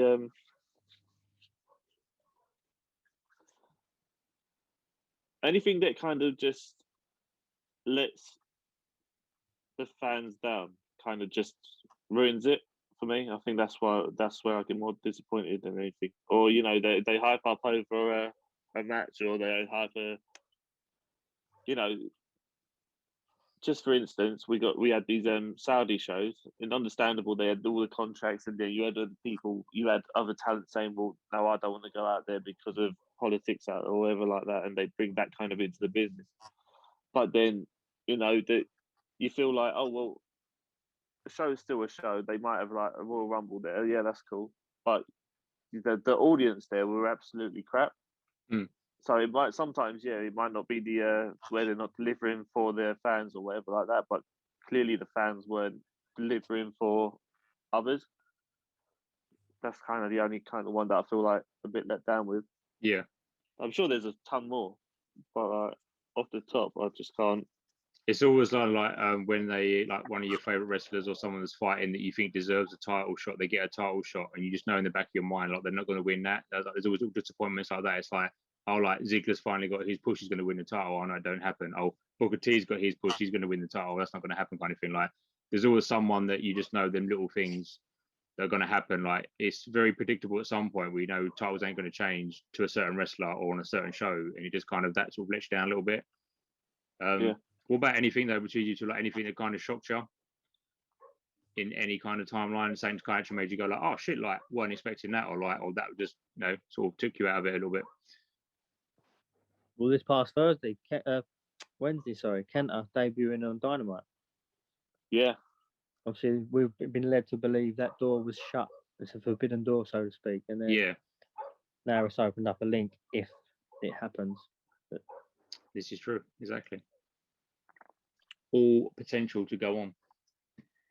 What about you guys in dream matches? I would like to see like a Bret Hart AJ Styles match. Yeah. I think that would have been cool.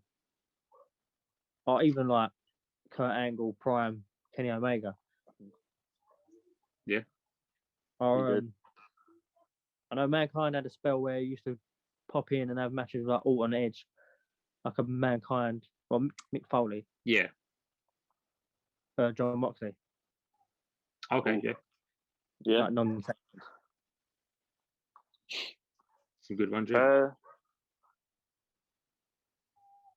See, I feel like I could really go for like a Ricky Steamboat, like an old timey technical, like less technical, but more technical than what was back in the day, with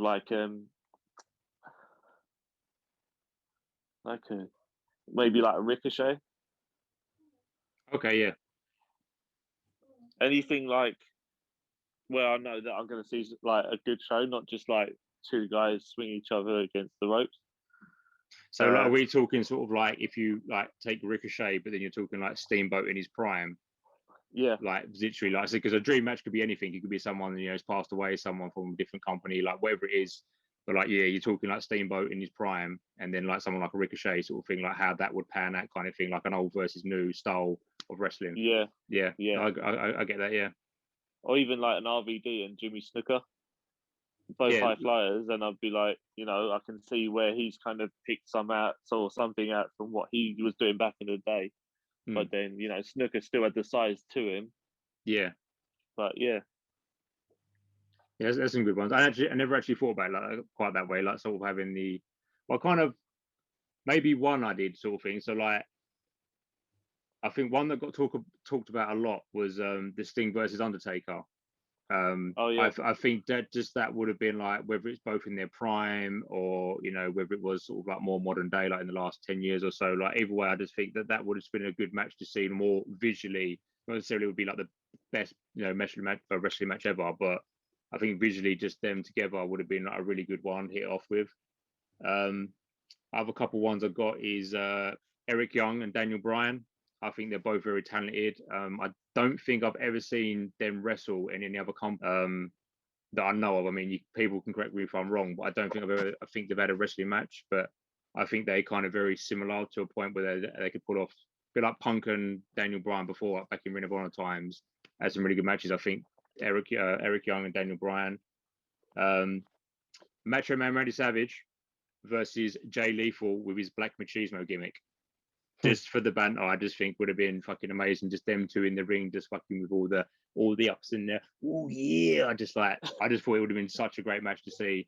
Yeah, again, maybe not so much. Like, I mean, they're both good wrestlers, but maybe like more visually, just for the entertainment purpose of it. And other than that, yeah, I mean, you could put anyone with anyone really, as you said, like some old timers or some new timers. I mean, there's always like wrestlers that maybe are in one company, like you were saying, like probably AJ Styles would fit a lot of other wrestlers now, in having good matches with them back in the prime. Yeah, it could be endless, really, endless amount of dream matches, like someone that's very suited to someone else. Like obviously Rey Mysterio in his prime against like Ray Phoenix now, sort of thing. Like just the crazy matches they could have come up with or would have had. It's just like it's sort of endless, really. Yeah, no, I think that's some good ones. Some good stuff. Well, this is kind of like a two-part question. So it's what are you currently watching now, in like what wrestling companies you're watching now, and in these companies, what's some new up and coming wrestlers that you think are going to make it big or have a big push? So at the moment I'm literally watching a lot of everything. I'm watching AEW, I'm watching Impact.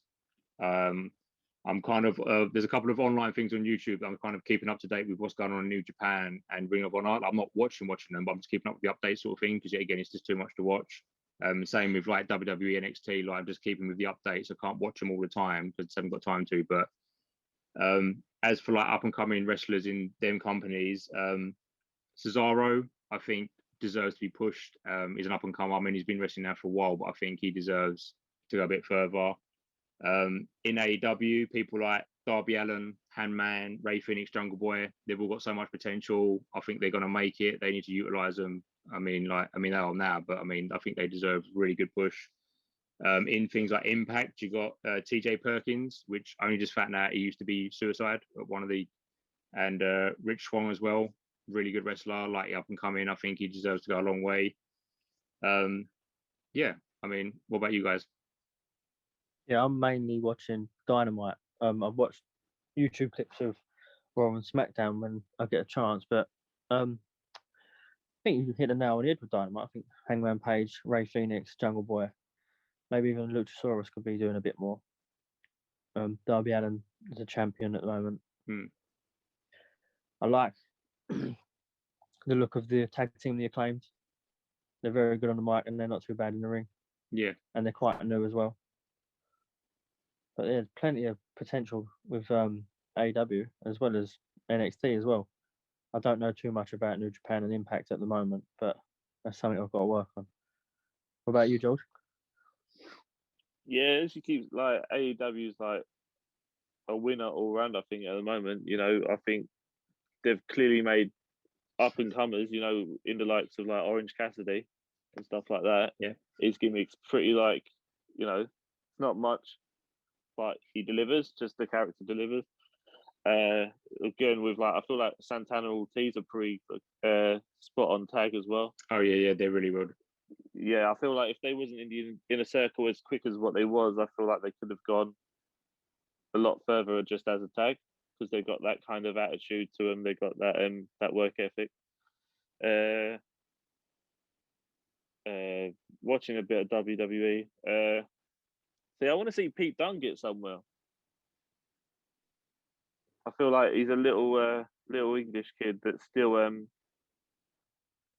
I think he's been fighting for his chance forever, and yeah, he's getting a bit of a push on NXT UK when that was bad, and then now he's on normal NXT, and I think he's against Finn Balor for the title. But yeah, I feel like he could be something quite big one day.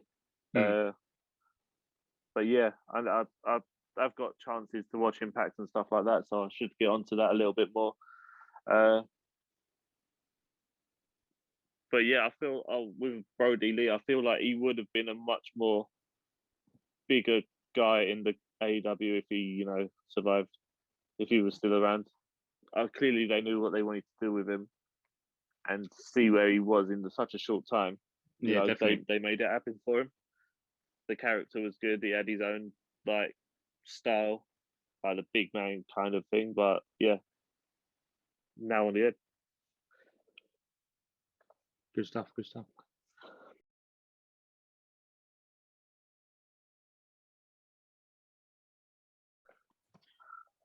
Right. So next up is wrestlers that did better or become better in other companies. What have you got on that? Robert Roode, Mr. TNA. Robert Roode. Yeah, when he's in beer money, I wouldn't take him for what he is now, Mr. Glorious. To clarify, do we mean once they've left their comfort zone and gone somewhere else, or say they're somewhere now, but a previous stint they were so much more better? Well, this at the moment, I'm talking say for example, Chris Jericho was in WCW, and he was doing well there. People liked him; he was a good wrestler and all that. But when he went to WWE, is when he elevated and become who he is today, basically. So someone that's currently in a company or was in a company, but when they moved company, they got a lot bigger and a lot better. Yeah, I get that. So that's the opposite for Robert Roode then. Yeah, so I mean, I suppose we could have said the same thing, is in a sense of someone that maybe was better in another company than they are now. But at the moment, we're talking, someone that was in a company, but then when they went to another company, they done so much more better, or got a lot bigger than they was. I'm gonna use it's a three-way thing. So they started off at the company, went elsewhere, grinded, obviously worked hard, become a star, went back to the original company, and now he's the world champion of Monday Night Raw. Okay. So obviously, when he debuted on SmackDown, he was the chosen one, Mm. and the only good thing about him then was his theme tune, because he looked like a really youngster with no beard.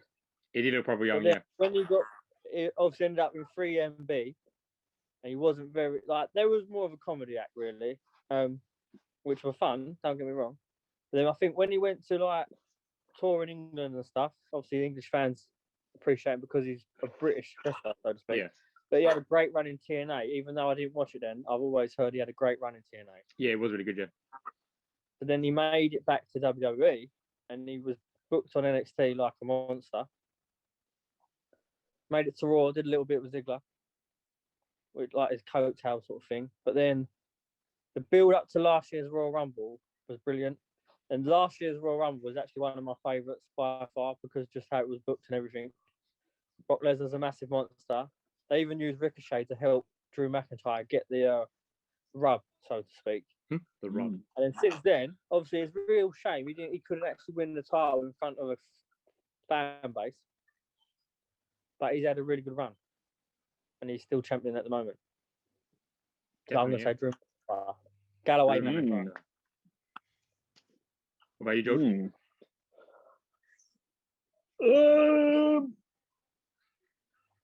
See, I can't really, unless you're really going proper obvious. So like, like go stunning Stone, like stunning Steve Austin and stuff like that, and then he made a name for himself, moving up, and you know, during Attitude Era. That still is someone though, What? because I mean, some people don't even realize that Stone Cold was in like Yeah, ECW and Yeah. WCW before he went to WWE. So people don't realize that's the same person. yeah. I mean, yeah, that's one. And then I always feel like Bully Ray kind of, you like had your whole like Dudleyville and everything like that, and that was massive. But I feel like he's still gone strength to strength, making his own way. He's kind of leaving that whole Dudley persona, and he's still going like hard at it.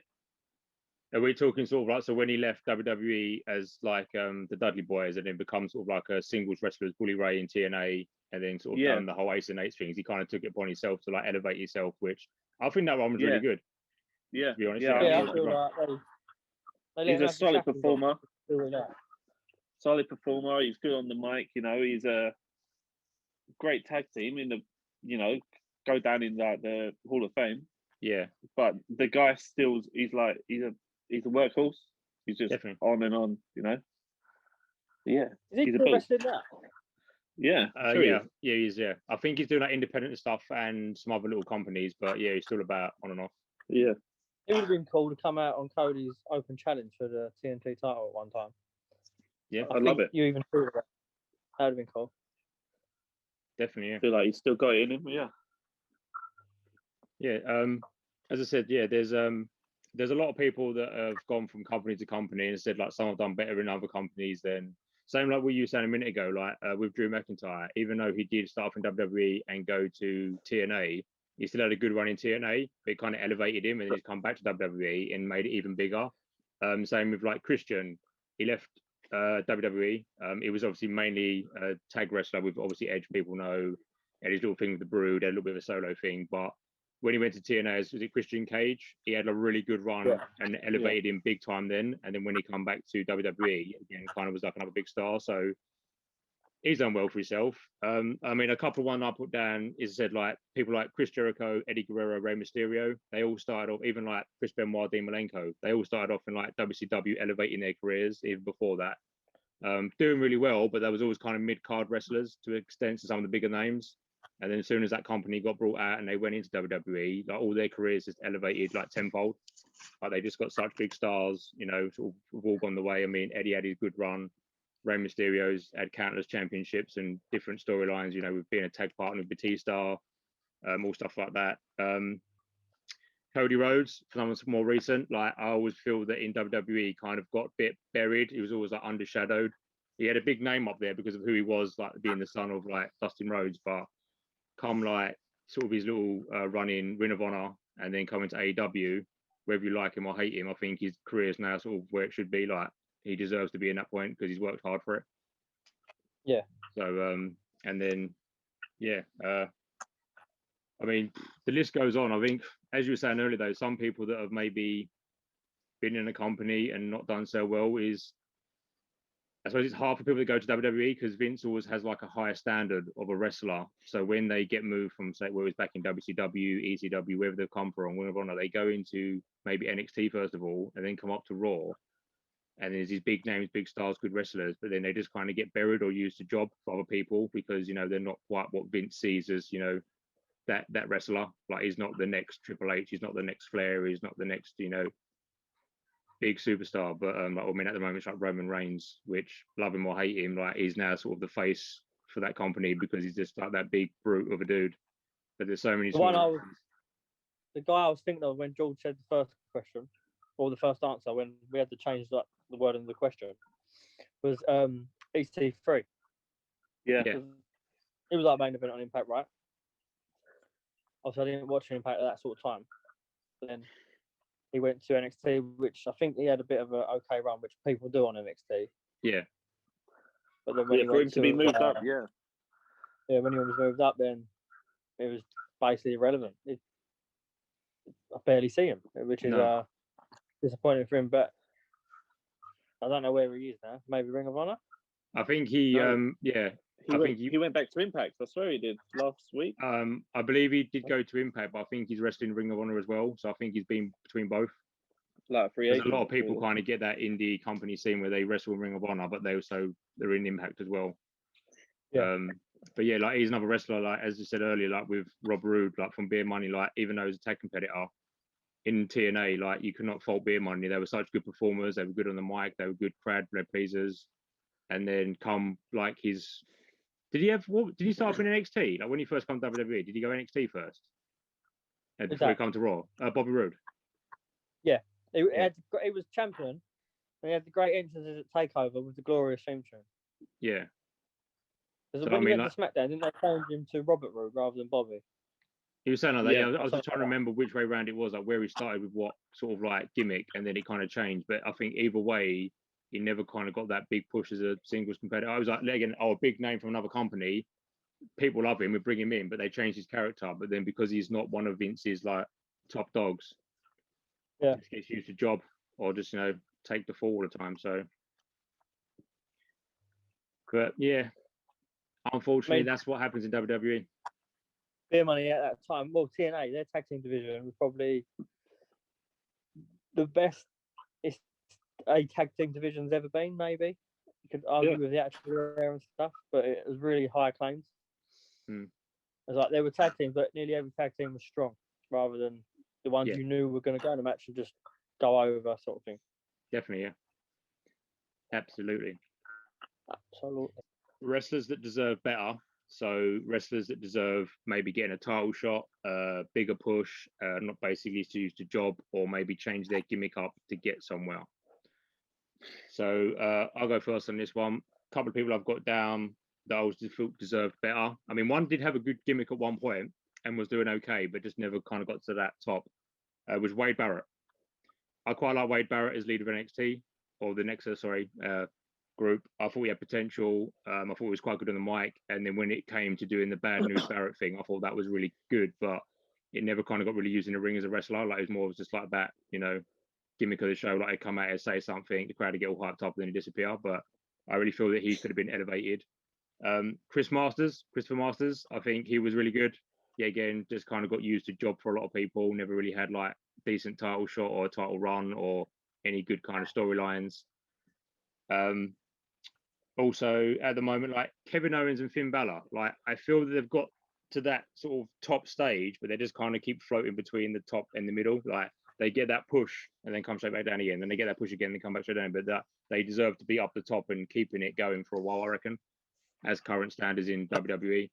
It always seems to be up and down with them too. I mean, like Kevin Owens is getting a push again, but like Finn Balor's now back down in NXT. He's obviously doing all right over there. But I mean, to go from that to Raw to become champion, get an injury, and then come back down again, and then basically Vince is like, no, I'm done with that, and then go back down to NXT. Like I did prefer him in NXT, but come to Raw, I was like, oh, he's got his shot, he can do better.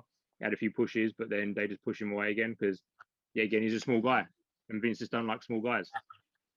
So it's just one of them things, unfortunately, but it is what it is, isn't it? Damn shame. Damn shame. Damn I shame. think I went for Cesaro. Yeah. Because he's like a workhorse and he's always putting on fantastic matches. He's over, but he's never really sort of had the rub where he's been like a main event, even on like a pay-per-view or a title match. I know he's been getting a few wins as of late, and then I put Aleister Black because he should be on milk cartons at the moment, and it's a real fucking shame because obviously when he was on NXT, his theme tune, I think I mentioned earlier, his entrance, same I mentioned earlier, great. He's a really good wrestler, and he's someone you could probably get behind, even though he's got a certain look like no one else, which some people may not like, but people could be drawn to it, and he should be doing a lot better. If he's not being used, just you've got so many other wrestlers there, just let the guy go so he can do his skill and art elsewhere. That's another thing that WWE like doing, or mainly Vince. He likes keeping hold of people, but not utilizing them. I mean, I know they sign contracts for how many years kind of thing, but he won't allow them to get out of that contract until it's kind of up, like that's a clause, like you are there. And I think he does it on purpose sometimes to the extent of like, they're just not happy. They want to go, but then because they're not buying by his rules, they have to come up with some silly gimmick or just job for someone to get paid, or they just don't get no airtime at all. And it's just like they're just stuck there. But yeah, you're right. He's another one. Definitely deserves to go somewhere or get a bigger push, have a title reign. Yeah, definitely. Definitely. I got a few. Sami Zayn. I feel like he was doing quite big in NXT, wasn't he? And you know, and now he's basically main roster kind of political like character at the moment. Very like one of those people. There is like I got Ballad. You got I know, yeah, I got Ballad down as well. Again, like clearly underutilized in a main roster, so he had felt the need to go back down to NXT. You know, get his chances there. I got Booker T as well, and Chavo Guerrero. Yeah, I feel like Chavo was always looked over just because of Eddie. I feel I'm not disputing that Eddie wasn't great at what he'd done, but I feel like Chavo was also like the better wrestler of the two. Yeah, he definitely. I feel like he could have really performed more. Yeah, Booker T. I feel like he just didn't get the chances that he deserved, especially coming up through the different promotions as well. You know, he did have the like all the tags under his belt, and he's got the 5-time champ thing going, and he's got 2-time Hall of Famer. But while he was working, just feel like he didn't get it when he needed it or when he should have had it. But again, it went to like the bigger, you know, people like the Triple H's and stuff like that. Yeah, well, as I said, at the end of WCW's career, like he became champion and like he deserved it. Leading up to that point, he obviously, people don't know, he was in tag team Harlem Heat with his brother Stevie Ray. They was always kind of on top of their game. Can't fault that was a great tag team because they was amazing. So he had that push in that tag team era. Yeah, come in WCW, he finally got his push that he deserved to become champion. And then obviously WWE brought them out, and then yeah, every year in like WWE just kind of struggled to get anywhere. Like he was always a main eventer and he could have been even bigger, but he just never got that big push because yet again, he's another guy from another company. He weren't one of Vince's, he weren't the Triple H, Shawn Michaels, the Takers, all that lot. So I mean, he had the whole King Booker thing going on, but nothing major. Even in TNA, he had a few good matches, but then he kind of got lumbered with main event Mafia, and that was a bit of a mess at one point. I know it was like twice that happened, but just sort of, I suppose, a similar thing of like Scott Steiner and Rick Steiner. I know different story altogether, but like tag teams, can't fault one of the best tag teams of all time. Come single wrestlers, they didn't have much of a push or career or anything going for them. I know there's a lot more story behind that, but yet again, like could have been something bigger, but a lot of problems involved with them too. So never got their. Well, he could always be a mathematician, can he? Well, he's great at maths, yeah. Always great at maths, mate. If you need need advice, you just look up Steiner on YouTube in his mathematical equations. So good.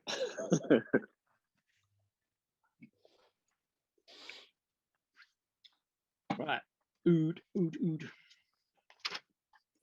Currently, what are you guys watching and following when it comes to the wrestling world? Right, I'll go first. The one show I always actually try and look out for is probably Dynamite. Obviously over here we get it on the ITV Hub player. Probably around 4 days after it is. Yeah, it's pretty shit, isn't it? Yeah, it's pretty bad, even though they said it will be better. But they're still getting very good ratings in that over here for it, which is understandably so. There's a nice core base of fans in England. That's the one I always watch out for and actually sit down and watch all the show. With Raw or SmackDown, it's normally just either clips I see on Twitter, Instagram, or even YouTube. I won't sit down and watch Raw for 3 hours or SmackDown for the 4-man. Used to be a follower of Impact back in the day, but obviously over here it's sort of lost on what channel it's on and changes and that. But I do. That's the same with WWE. If clips come up on, especially since the crossover with promotions, I'll look out for some good stuff to see on YouTube or Instagram, Twitter. But I will try and hopefully find the time to get into watching that again. Give it a run since they're on like a bit of a hot streak. Yeah, currently there's a few places you can get Impact. I think the best place at the moment is on the 5 Hub or My 5 Hub, and it's under 5-star. It broadcasts similar thing to like AEW, like it gets recorded on the Wednesday and 2 or 3 days later it's on there. But that's probably the best place to watch it. So yeah, from future, if you want to start watching, especially with the crossover, as you said, it's getting really good. So, what about you, George? I'll keep up with the AEW as much as I can, watching it wise, but just because more of the kids and they like the more the characters of that, like SmackDown and Raw. So they do like the Alexa Bliss being all creepy at the moment, and they like the Fiend, and they like they like Drew McIntyre and stuff like that. And I feel it is a bit more kid friendly, and yeah, it's a PG and stuff like that. So yeah, it's a bit hard to watch when it's like 3 hours long. So you do try and hold out for just the shortened down, highlights on a Saturday on Sky One or Channel 5, I think. I think there's loads of little segment shows of Raw now, like or SmackDown. They're on everything. Yeah, I used to record the 3-hour show every week, and that was just getting to the point where I just couldn't keep up with it just because of work and like the kids and stuff like that. I was like, there's no way they're going to sit down for 3 hours watching it, so we'll just wait for the highlights and then keep up with that online. Yeah, as I said, I'll try and keep up with AEW as much as I can when there's like no one in the house, so I can just watch that and can just focus on that by myself. Impact I could try and get into a bit more. Now you said it's on the 5 Hub, but I know if you own Amazon Fire Stick, Impact have their own app as well. So I don't know if it's the same case of like the WWE networks where you got like any old matches you could go back as well. So I don't know if it's just a weekly thing on there. There must be more to it. That's pretty good, yeah. Into it, yeah. So, but then there's also I think there's another promotion playing on Roku. I'm not sure, and I know that's on the Now TV stick Roku. Yeah, because I think that's where they're trying to get the New Japan over, aren't they? To broadcast over on that Roku. That's it. Yeah, so I might try and give that a chance, see if that's on. Get that Roku and try and check that out, see if that's on there. Definitely. Yeah. So, and then with all the mergers at the moment, with the Impact in New Japan and AEW, I feel like it'd be a lot more. I could just jump into New Japan, see some familiar faces, and I'd be like, oh, okay, then, and then gather a little following from there. But yeah, that's it, really. Yeah, that's it. Good stuff. Yeah, I'm pretty much the same. So at the moment, my main two are Impact and AEW. Obviously, been watching AEW since the start because you get a new promotion. Obviously, a lot of buzz behind it. Obviously, it could have gone anywhere. It could have failed within a month or two, or it could have obviously got as big as it is now. So that there was no different outcome of how that could have gone. But I think on point, tag team wrestling, that is so good. I mean, the storylines have been pretty good. They've had their ups and downs, but just in general, really fun to watch. Really good show. A lot of up and comers in there, a lot of old faces, but like people that haven't been used as much now, and they're kind of getting utilized in now. Used to watch Impact all the time. Kind of sort of stopped watching it for a while, but probably within the last 4 or 5 months now, I've been getting back and watching to that, and it's getting really good with the whole merger. So keeping up with Impact. Same as you guys with Raw and SmackDown. Like I've fallen out of love with WWE for the longest time, but I barely watch it unless something really exciting happens or something I'm interested in. But I'll always keep up to date with it, as I said, on the Twitter, the Instagram, even the YouTube vids of just what's gone down, see what's happening in that world. New Japan, I mean, it's again, because being in the UK, watching Ring of Honor and New Japan is just really hard to sort of like get hold of. If anyone out there knows somewhere to like watch it, please let us know. But with New Japan, I'll just try and keep with the big events like the Wrestle Kingdoms and stuff like that, because you get a lot of good crossovers, a lot of good matches. And same with Ring of Honor, like I follow that on social media and watch what they've got on YouTube, because of people like Jay Lethal's still there, and he's like one of my favorite wrestlers, and like he's doing really well. Just keep up to date with it, but again, can't really watch it show to show because unfortunately it's not as easy to get hold of over in the UK. But yeah, that's where we're at with that. Oh, I try and catch NXT every now and again, like as you said, Jake, like the takeovers and stuff. The pay-per-views are really solid. Again, just for the weekly shows, just keep up to date with it on social media and YouTube. But like as for like the main events, always normally watch them because they always come out to be proper top tier. Yeah, proper good stuff. I don't know if either you saw. I don't know if it was last week or this week, but they always do the rundown of the ratings, and clearly AEW always comes out on top every Wednesday. And then they've gone and said WWE is the one company that always makes most views and visits and clicks and likes and whatever through social media, and I can see why. Just because no one can either one be bothered to sit through 3 hours to deal with the amount of crap content and good content there is each episode. So what's the point sitting through it when you can just watch 20-second clip of like Nia Jax falling on her ass? Exactly. Like, it's a lot to take in. Like 3 hours of Raw. I mean, half of it's full of fucking shit, and then you've got like an hour or 2 hours, hour and a half, 2 hours of SmackDown. It's just so much to sort of take in as well. But yeah, half of it's just like, I mean, they come out, they talk promo for like half hour, then they finally get a match in there. And then before that match has happened, you're like bored of it. And then like you're waiting for the one thing that don't happen. And when it does happen, you kind of get let down anyway. And it's just like, why am I watching this still? That's just my personal opinion, but I think a lot of people are in the same boat. Is all the the chats out online, people what they reckon of it. What a world.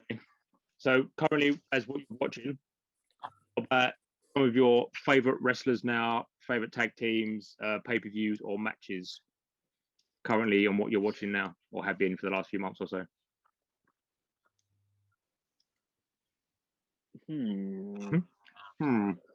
Let me think. Now, I feel like with the introduction of AEW, and now like they've had a massive coming up 2 years, they'll be in it. Something like Almost, that. yeah. I feel like, as you said, they've got such great tag team matches going on, like with the likes of Jungle Express and stuff like that. Jurassic, whatever. Yeah, Jurassic Express. Jungle, yeah, you're right. With you got a massive powerhouse and a technical guy there. You got Santana Ortiz. I'd love to see Hangman Page. I feel like he's a massive. I could see him as like a new Stone Cold. Yeah, I see that. The character, but then someone that can wrestle as well. The character's great. His attitude, his acting, his performance, and everything is great. I feel like WWE side there isn't a lot just because they're not given the chances, so I can't really see anyone new really making it. Again, like maybe, I like Otis. He's moved up from NXT, but I feel like I like him more of the character and feel like he's a bit of an underdog. Yeah, he's like built like a brick house, but is that why I like him? Just because like a big funny guy? I don't know. I think that does happen a lot, doesn't it? You kind of like get attached to someone just because of their like silly gimmick kind of thing. I mean, like they could be good wrestlers, they could be bad wrestlers, but just their gimmick alone or what they're on the mic and stuff like that. Sometimes that's what you watch it for as well. Like it's a nice mix up. Like you watch some people for the matches, they're wrestling the talent. You watch other people for their silly gimmicks or like their promos or like what they're like on the mic and stuff. So bit of a mixed match on that one, yeah. Yeah. The only other two I can really think of in WWE is like Ricochet. I can see him be like another Rey Mysterio kind of scrappy little technical guy, high flying little fella. And I think they dropped the ball on Mustafa Ali. Yeah. I feel like he was in the same boat as Ricochet. But, again, now he's put into this, whatever faction he wants to call it. I don't know. Yeah, I know what you mean, yeah. And I don't know what's going on with him because he was clearly a good performer. Like he could go against the biggest guys and run rings around them. But they're the only two I could really think of from WWE. The WWE. What about you, Jake? With Dynamite, I'd say Ray Phoenix. I'd like to see more and more of Ray Phoenix. Every time I watch him, it seems to be getting better and better. So I wasn't a massive, I wouldn't say fan, but I didn't know much of him before he came to Dynamite. So when the Lucha Bros had their first few matches with the Young Bucks in the ladder match and stuff like that, I thought it was brilliant. I like the new tag team, the Acclaimed, on Dynamite. They come out rapping. Well, one of them does. That's fun. Adam Page, like George said, I think he will end up being a main event star. I think his prime soon. They're gonna. Obviously, I'd like to say that he'd be able to capture it when there's a full crowd there, but we don't know when that will be. So that still could be like middle of the year, end of the year, couldn't it? yeah. So, but with WWE, like I think Ricochet could be used a hell of a lot better. In regards to, I know he helped eliminate Brock Lesnar at last year's Rumble, but since then he's done nothing since, and he's not been used at all, really. I think since the pandemic, the pluses of WWE has probably been McIntyre, Sasha Banks, and Bailey, and I do like Roman Reigns' gig as the head of the table on SmackDown as a heel rather than the tribal chief. his face. Yeah, and Jey Uso, even he's becoming more of a main event star. And Kevin Owens, as of late, last 2 to 3 months maybe, he's always been a main event star in my eyes, and especially on NXT as well. He's like a killer, so to speak. Yeah. But he's always had the doubting where they have a main event match, and the week after he's wrestling someone from main event or something like that. It's not been consistent. No, but now he not. seems like he's performing and he should be where he's at in the main event. I get that, yeah. What about yourself? Right. Yeah, so currently, I mean, we're kind of sport for wrestlers, to be fair. In like AEW, tag team wrestling, I think is amazing. I like Luchasaurus and Jungle Boy. I like, is it Proud and Powerful, which is Ortiz and Santana? Yeah. I like the Lucha Bros.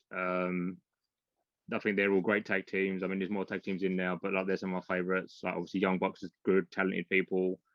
I like Kenny Omega. He's doing really well. Obviously, I followed his career throughout New Japan, and when he come over to AEW, he's doing really well for himself. Darby Allin, I think, is a really good up and comer. I quite like him. Obviously, being a fan of Steen, I'm glad he's in there. I know he's not obviously going to be wrestling much, but obviously just being there, it's just cool to have him around. I mean, yeah, there's just so many good, talented people in AEW. I think we're kind of blessed at the moment, as Jake said before, just like having good top, like 8 out of 10, 9 out of 10 matches all the time, just sort of consistently. What else we got? So like Impact, I really like Eric Young. I've always liked him. I know he's not really like a new up and comer, but he's been one of my favorites. I like what he's doing now with Violent by Design. That's really cool. Like Matt Cardona's gone over there now from from AEW. So he's doing quite well. He's getting a bit of a push. Same as Rich Swann. He's obviously the champion still over in the Impact. He's really fun to watch. He's a really good wrestler. As for WWE, to be fair, like there's no one really there that's like, you know, keeps me watching it. I mean, as you said before, both you like Kevin Owens I do like him. I think he deserves more, but where he's not getting the pushes he deserves, it's kind of like almost like I don't want to watch it because I just know what the outcome's going to be. I mean, I did like the Usos, but they've kind of been, as you said, they're sort of split. Like one, I don't know what he's doing now. The other one's obviously with Roman Reigns. I don't know if everyone got injured. The other one's still out for COVID. Is it COVID or injured? COVID he got or injured? Well, I know he first went out because he didn't. You know, everyone didn't want to come in to a COVID environment. Oh, okay. And yeah. I think Naomi's not long been back either, and I think that's the one that's with him. Yeah. So it could be that. It probably is injury. No doubt. Definitely, yeah.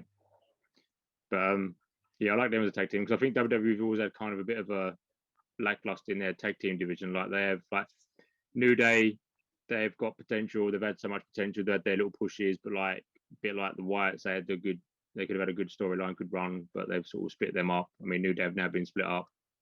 I don't think they're strong in the tag team department at the moment. Some of the females are doing really well, like obviously Bianca. I think she's really good. She deserves a big push, like she won the Rumble. She's doing really well. Otis is there for comedic value, as you said. Like whether you like him as a wrestler or not, I think just that comedic value, but I think he deserves to go somewhere. But yeah, with WWE at the moment, there's not a lot sort of keeping me going. I hate the recycle of Randy Orton showing up to face everyone and Roman Reigns being where he is. It's just, to me, I'm just not interested in it. I mean, Drew McIntyre, yeah, I can get behind him. He's good going over there. But yeah, at the moment, most of the people that I'm watching are all from sort of like Impact and AEW. Good lot of talent over there. Good lot of wrestlers. got a lot of good stuff going on. Mm. Yeah, Oh absolutely. yeah. Oh yeah. Right. Any pay-per-views that stood out in the last couple of years, or any matches, events that have happened of recent that stick out in your mind? For me, I really, really enjoyed the match at Stadium Stampede. I don't know what the event was called, but the Stadium Stampede match was so fun.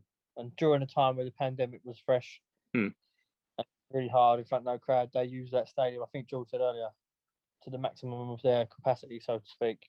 And it was so fun, great to watch. NXT TakeOver Brooklyn the night before, 2 nights before, or the night before, WrestleMania 35. That was real fun to watch live in person as well. That was main evented by Adam Cole, Johnny Gargano, 2 out of 3 falls match. That was fun. And AEW have consistently good pay-per-views. Can't remember the name of it, but the Moxley Omega non-sanction match, that pay-per-view was fun. Was that the second Double or Nothing? It could be, yeah. I think that was that one. Maybe. I don't want to quote myself on that. And yeah, WWE have had some, like last year's Royal Rumble, as I said earlier, that was brilliant to watch. I've not caught this year's yet. It weren't bad, it was all right.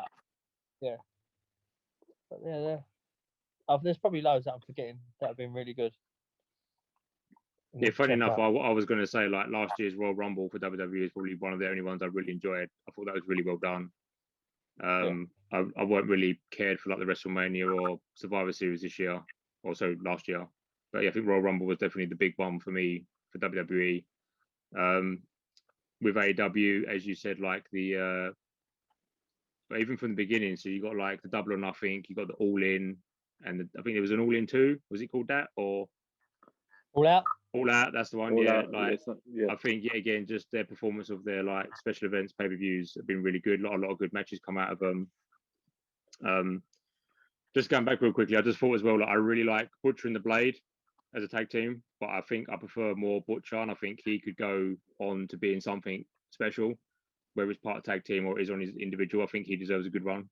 Just going back to that previous question. Yeah, but I mean, as you said, like the stadium, a few matches at that pay-per-view was really good, but obviously the big one being like the stadium event. Again, just utilizing, doing something different, using the best what they could at the time with the whole COVID situation. But just again, like with matches, like was it last week or the week before that triple tag match that they had at AEW Dynamite? We had the Lucha Bros, what are they called, Young Bucks, and was it the Good Brothers? I want to say, was that what I'm thinking? I fucking got my mind's just gone blank. There was a triple tag match. It was really fucking good. Was it them three, or was it someone else? Was it Private Party? No. In a 6-man tag. Yeah, who was it? It was Lucha Bros. Moxley, Omega, and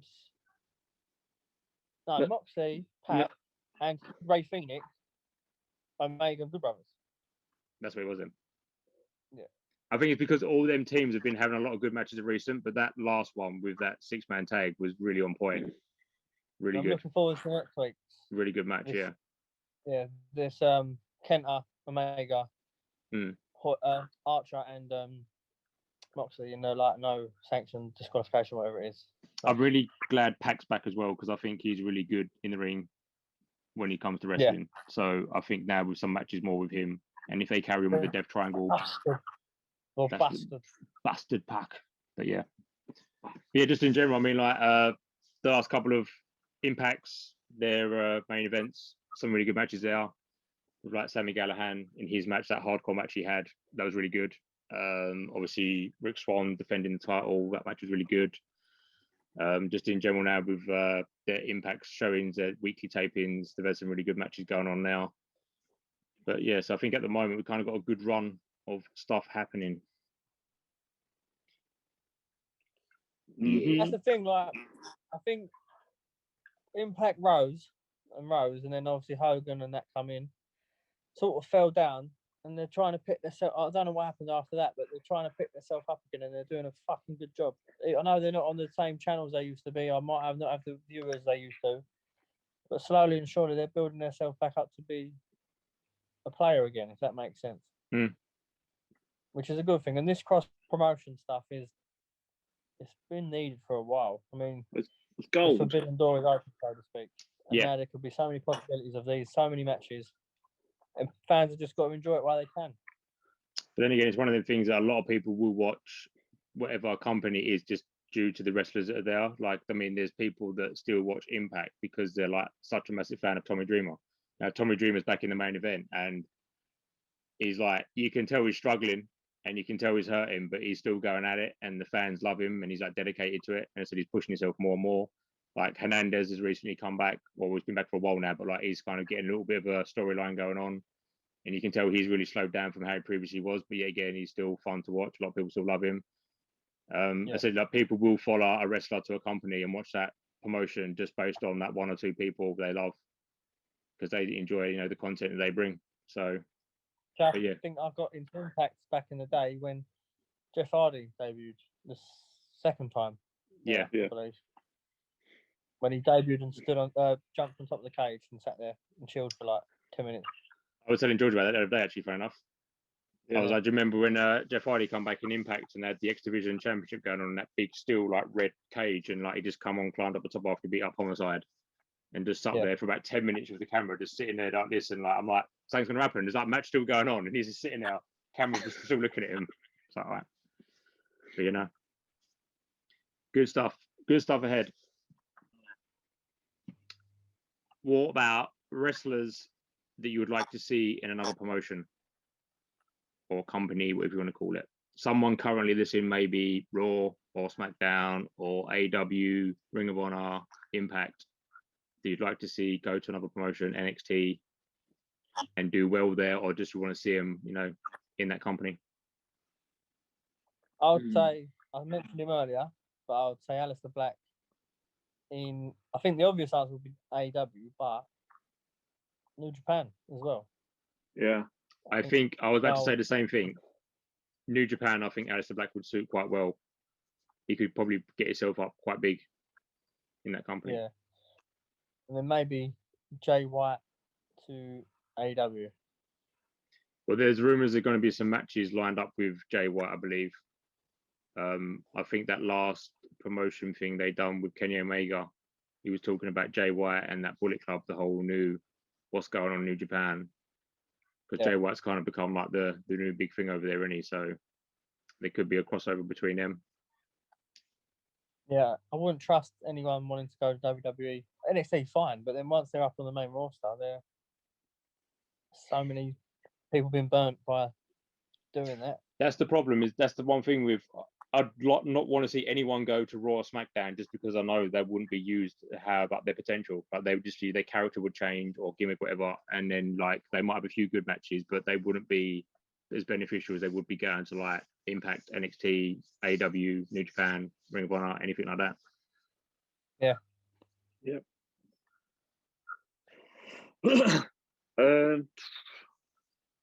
See, I feel like Impact would benefit with the likes of like maybe like a Rey Mysterio coming over, because clearly they just want to use him just because, you know, we've still got old school lucha high flying guy that we can still, you know, use at mid card and use at, you know, use for main events and stuff like that. But then it's not fair on his son as well, Dominic. I see that, yeah, he's like training to come up and he wants to make his own name, make his own name. But I feel like if they went over to like an Impact where Dominic can then like learn the way that the current Impact lot are doing, like you're not just given that chance, you just keep going and you keep working for a company that's working hard for you as well. Or both of them back it to New Japan as well, because I feel like he's not going to learn the technical as what his dad has, and I feel like they're not letting him be as technical as what he wants to be either, or what he has been. Understandably that he's getting on a bit and he's still doing what he's doing, like you can see he's not the same Rey Mysterio as what he was back in ECW, and stuff like that. So I feel like they could really benefit, not just themselves, but like the company that they go for as well. Aleister Black was a good shout. Yeah, I agree with that one. That's the thing with WWE. They like to craft people and their characters in a way they want them. So like they don't always have like their own creative choice to what they want to be like in the ring or how their character is. It's like it's molded for them kind of thing. And if they want that paycheck and to be seen on TV, they have to abide by it. Yeah. I feel like if Big E don't get the real chance that he has now, and they don't really push him, I feel like he could do a lot better. Maybe like AEW. I could kind of see him there, but I don't want to see him do what AEW is already doing to other people now, like Miro and like Matt Hardy and stuff like that. I think Matt Hardy's mainly just there for like getting the views in, and he's kind of took that step back from wrestling, but he is taking a lot of the spotlight off of Private Party. I mean, I know he's meant to be their manager and there's a whole storyline behind him making the money, but I think he kind of needs to like leave soon, just let them be their own thing. Miro, I think, was a bad choice bringing him over because these characters since Rusev, like that sort of era, Miro's just not working out. Yeah. Do you reckon it's from that? Do you remember that really bad chair shot that Sammy gave him? Yeah. I feel like that's when he stopped kind of performing. And I'm like, understandable why. We got the chair just like lobbed at his head.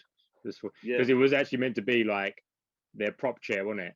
And he couldn't find it. So he actually had one of the real full on steel ones and just, lost his head. That. But it's a shame that he come back. He'd done that whole stadium stampede. Like, you saw him go through all the different versions of Hardy every time he kept dunking him under this pool. Yeah, that was pretty cool. That was pretty fun, yeah. And he still held his own throughout the whole match. And, it's a shame that, like, he's got to go. He's building new talent, which is amazing. But at the same time, I don't want him just to feel like, if they do take Big E over, they'll just be like, oh, well, you can do what you want, but we're going to push you over this side. Yeah. We'll give you more dark matches, and then maybe you can do like a TNT, maybe you can challenge for it, but you can't be definite. Yeah, I know what you mean, yeah. Definitely. Yeah, it just wouldn't be right to see Big E get treated like crap. I agree with both of you. I think Aleister Black is definitely someone I'd like to see go either back to NXT, or if he's in NXT at the moment, I don't know, I can't remember. Or like I said, go to Impact or AEW, even New Japan. I think he'd do better in any one of them companies and be used properly. Going off what you just said, George, with Big E, if it happens with their solo runs and they don't get anywhere, I'd like to see Big E and or Austin Creed go back and into Impact. I think they'll both do really well in Impact, Big E and Austin Creed. I think they could shine. They could be main eventers. They would do really well there, more so than AEW, because I think at the moment AEW got a lot of good wrestlers. The stories and the performances are really good, but now they're kind of getting a bit overshadowed. Like that jar's filling up with top tier people, and they're finding it struggle to find the balance. Well, I think with Impact they could do with that, because their rosters, I think, less than 30 wrestlers at the moment. I think currently, it might be 25. Yeah, it's not many at all. It's really low. But I think Big E and Austin Creed could do really well there as single competitors, big championships there. I was thinking, I'd really like to see Jay Lethal come back to Impact from Ring of Honor. I still really like him as a wrestler. I know he's doing really well over there, but I think, again, he could utilize his ability, become champion again, be main eventer in Impact.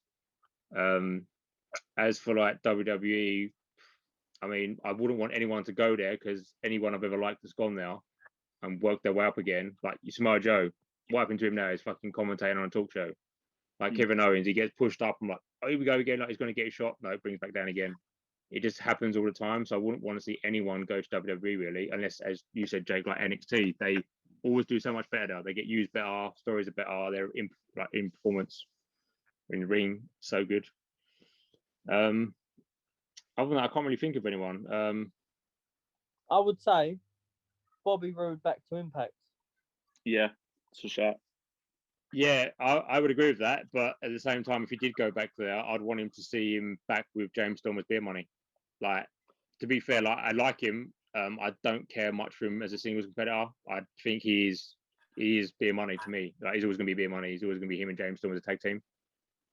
I know, like, Dudley's have struggled with that for the longest time. Like, they were a tag team until literally like a few years ago, and then obviously the whole TNA one with Bully Ray. But yeah, some people that are in a tag team, then they go their solo careers. Sometimes like it loses what they were. I mean, he's a good wrestler.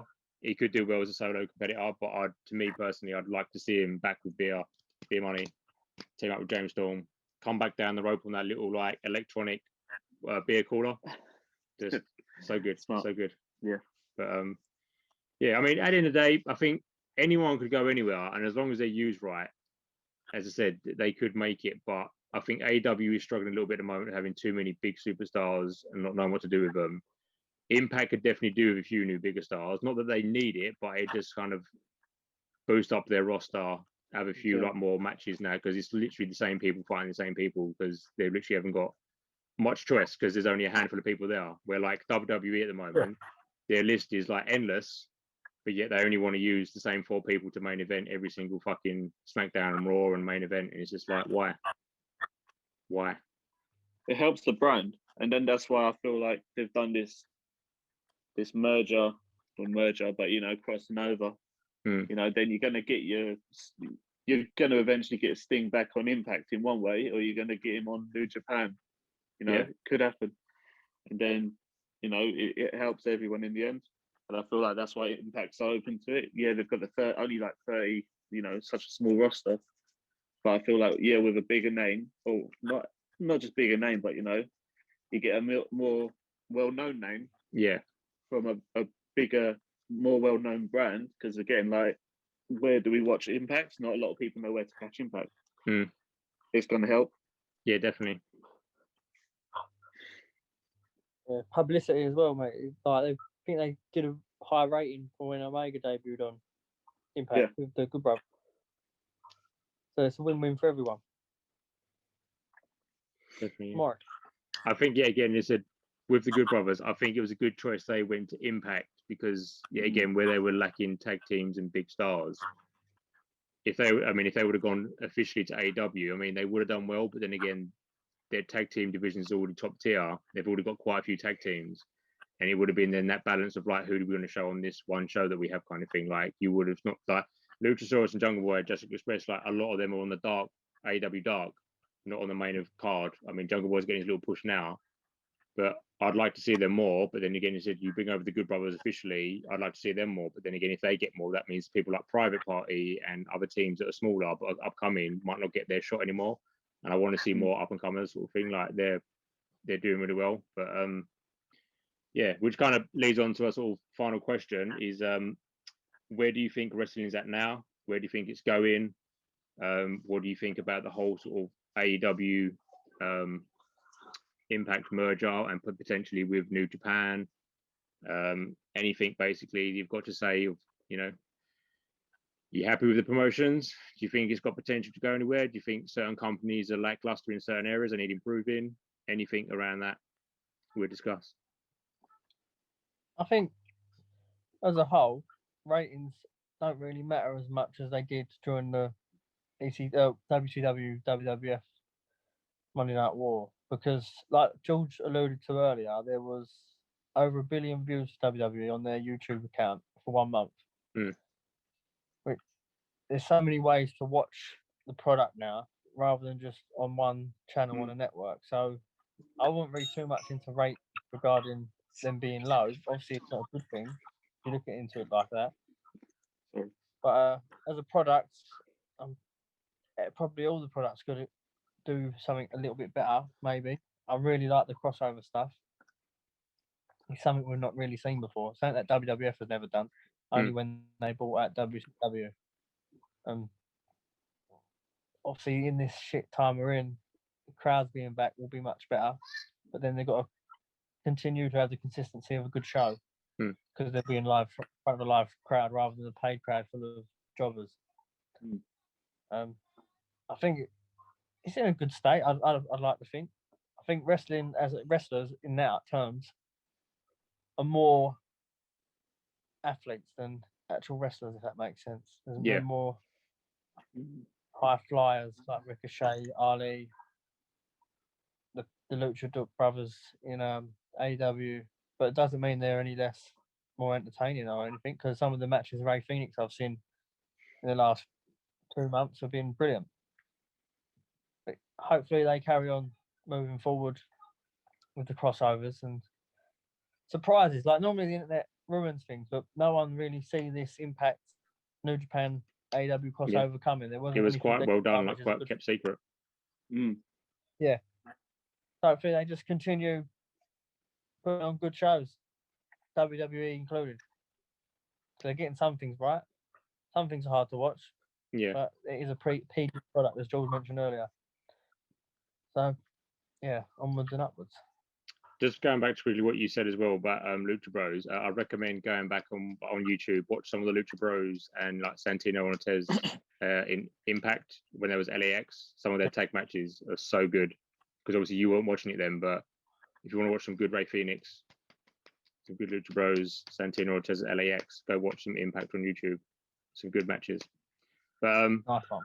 yeah, I agree. Like, I think at the moment, currently, with the current situation in the world, they're struggling, but at the same time, they're doing what they can. Like, I like the fact that AEW have got a few wrestlers outside the ring, and you know they're just like helping sort of like get that like motivation behind people, have that little sort of crowd pop. With like WWE, I know they've got the monitors and stuff sort of thing to get the crowd there to kind of, I suppose that might help the wrestlers out, or just might make it a little bit unique at the moment. I think there's definitely a little bit for everyone, whether you said like watching SmackDown or Raw, a lot of people are always going to be dedicated to that because it is the brand that, you know, they've been so invested in. Wrestlers there they like, it is quite kiddie friendly, so they can watch it with the family. If you want, like, you know, at the moment, I mean, kind of all round, but mainly sort of that tag team, if you're really into that, AEW is probably the place to be. With Impact, I think it's kind of like at the moment, because I said like the lack of crowd and the amount of wrestlers there are, is it's kind of like an independent scene, like really independent, but like top tier independent sort of thing. So if you like that kind of independent scene, Impact's definitely a good one to watch because it has kind of got that feel behind it. It doesn't feel like it's sort of like main event, but it's kind of really high up in the league of like independent scene, which I think is quite good because a lot of people prefer watching that smaller brand than all the big sort of like pushed out, you know, companies, all the big branding going on now. The whole merger situation, I think, has got potential, both in Impact, New Japan, AEW. Like that's gonna hopefully open up a lot of doors, mix things up again. I think there's probably storylines in the pipeline or big events or big returns. Every company's holding out for when COVID's finished and we can have crowds back in the stadiums, that we're going to have some really big pops, really big returns, really big storylines or big matches put on to kind of make up. I know it's no one's fault, but I think they're holding out for certain stuff. So like the stories of every company are going up and down, of like some minutes really good, then it's kind of down a bit, or it's just like an average pace, like nothing's really exciting happening, but it's just enough to keep you going. I think potentially maybe AEW are going to be looking into getting another show. I know they do have Dynamite and Dark, because I believe Dark is recorded straight after Dynamite, so an hour show after that. But I believe they might be opening up another show within the year, I reckon, personally. I think they've got to that point already where they want to push it. So I don't know whether it could be like an hour-long show. It could be maybe to do with up-and-coming wrestlers, like their version of NXT. I don't know what it's going to be, but I reckon AEW is soon going to open up another smaller show for them. I'd like to see Impact get a few more people on the roster, because again, they're like really sort of holding it together with the small amount of people they've got. But the matches they're putting on are really well done. So I think they've got a lot of potential. And yeah, overall, it's just, I think whatever you're into, there's something for everyone, a bit of everything to watch. Obviously, they're doing the best they can because, as I said, as Jake said, like the COVID, it's a hard situation to like do big events or do big matches that are going to get a pop because they know it's not going to be there because there's no crowd, there's no one sort of, but they want to entertain people. So yeah. Nice. Sweet. As you both said, it's just good for business if companies just get along. And as you said, yeah, ratings really, do they matter? Maybe to like the network that the channel's on or the show's on, but when they're just warring it out between what show it is, really you're going to look for the talent and what good show you're going to get, because you're always going to get like a decent show from AEW. You can get like a subpar, maybe a couple of matches or just one match from the WWE. And as Stu said, you're going to always get like really hard working Impact. You know, yeah, the roster's short. It's like top tier indie, but you're going to get a decent match. I feel wrestling right now, it's not like if you went back maybe 10 years or so, like people would be like, oh, well, you watch wrestling. Like, why'd you watch wrestling?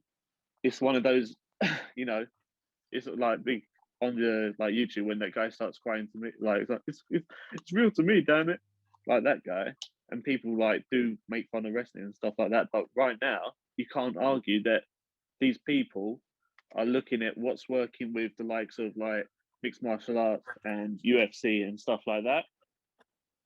And then clearly they're going, well, I want that, but more entertaining scale. And then that's when you're going to go to like, oh, well, you've got Ray Phoenix and Pentagon Jr., you know, both having it out a match against each other a couple of weeks ago or a month ago, whatever. Now you can't dispute the fact that that match was amazing. I feel WWE could really, I think they're just stable where they are. They like where they're at.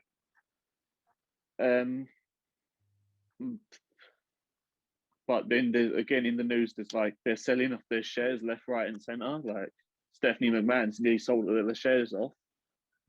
Vince McMahon's more clearly interested in this XFL thing, paying that off or selling that off to The Rock. And Shane O'Mac basically, you know, we bought out that Raw Underground, and that was gone within 3 weeks. So the guy like really one idea, uses it. And yeah. Oh, let's see what we can boost the brand with. Not really, mate. You put your idea in the app. Maybe you shouldn't have taken it out. But yeah, it's at the moment wrestling's. I feel like it's recovering from years of, you know, not being popular. Well, it is popular, but just not to the right, or it's not mainstream. Let's say, you know, it was mainstream at one time, by Attitude Era and right, WCW and stuff like that, where it was on the weekly, and then people did go out, and then they literally just like that's what they live for. But it is more mainstream, or getting to the mainstream now, and I feel like AEW is making that jump to where it's like, right, yeah, we're not just wrestling anymore. We're cross branding, we're cross promotioning, we're building not only players that have been in the game for years, but people that have just come out of their own back gardens doing like small county shows. Yeah, definitely. We're building people, we're building lives, and now they're bringing out, you know, as you said, a second show, and if they keep it dark as well, you know, that'd be 3 shows for them. Basically, make the dark like an NXT, and then they have like a Raw SmackDown version of their own thing, as well as their gaming. You know, they announced 4 games. Yeah. Was it 4 games the other week? I think a couple of like mobile games, and then like you got a couple of big ones. Yeah. You know, they know how to advertise, not to just wrestling fans, but they know how to advertise to the public. And I feel like having an owner like Tony Khan is what has made wrestling that more popular now. They're putting on a good show for the fans.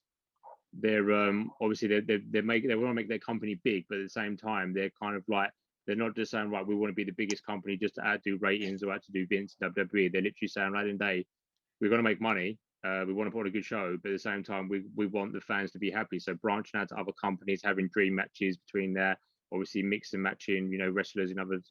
I think they're doing that right, because at the end of the day, like, fans, all they want to do is be entertained. That's what they're watching it for. They want to, like, you know, the cheesy storylines. They want the good entertainment in the ring. They want to see the high flyers. They want to see the grapplers. Whatever they're into, they just want to watch wrestling. That's their entertainment. That's what they want to watch. But they kind of hate it when things get locked down to be like, no, I don't want to use this person or this company because of this person or that company. But eliminating the whole viewership and the Monday Night Wars or the Wednesday Night Wars, like they're just being like, and we're doing our own thing. We're going to make it the best we can for the fans. We're putting the people out there that the fans want to see. But at the same time, we're going to be like, oh, do you want to come over and wrestle with us? Or like, oh, we'll do this with you over here kind of thing. Like branching out, I think such a good thing. As you said, it just opens up so many avenues and people are more into that. And then just one big company that are literally not utilizing anything or don't want anyone outdoors to be part of them because they're their brand and they don't want anyone introduction in that. Yeah. But good times ahead, I guess, maybe. Good times or bad times, but we'll soon find out. Well, I'd like to say thank you, everyone, for watching. We did have a few technical issues, but hopefully that will be resolved next time. This is our first time for some of us being on camera and obviously being together just in this situation. So, like, bear with us. We will be, as I said at the beginning, doing like a weekly show or fortnightly show. We'll be doing like updates on weekly AW Impact, WWE, any kind of news related videos, specials on, whether it's pay-per-views or news related articles. We're going to try and get into doing audio format, as in doing a podcast. So we'll have like audio format online for you to listen to, as well as posting up on YouTube. And yeah, so I said, thanks for sticking with us. We are Daddy Heat. Representing. Don't forget to check out the socials, the old tweeters, the old instas, and the Facebookers, all at Daddy Heat Official. Thank you very much. We love you. Thank you for sticking with this like 2-hour long introduction to what we are. Yeah, what we are, what we're liking, what we're not liking. Just before we do like a Q&A, just to basically go through some bits, what we're watching, what we're not watching, what we like, what we don't like, some things happening. I mean, we're sure we'll do some of these down the line. We do like Q&As, probably live on YouTube. Be like this again. People can ask us questions, and yeah, all good stuff to come. All good stuff to come.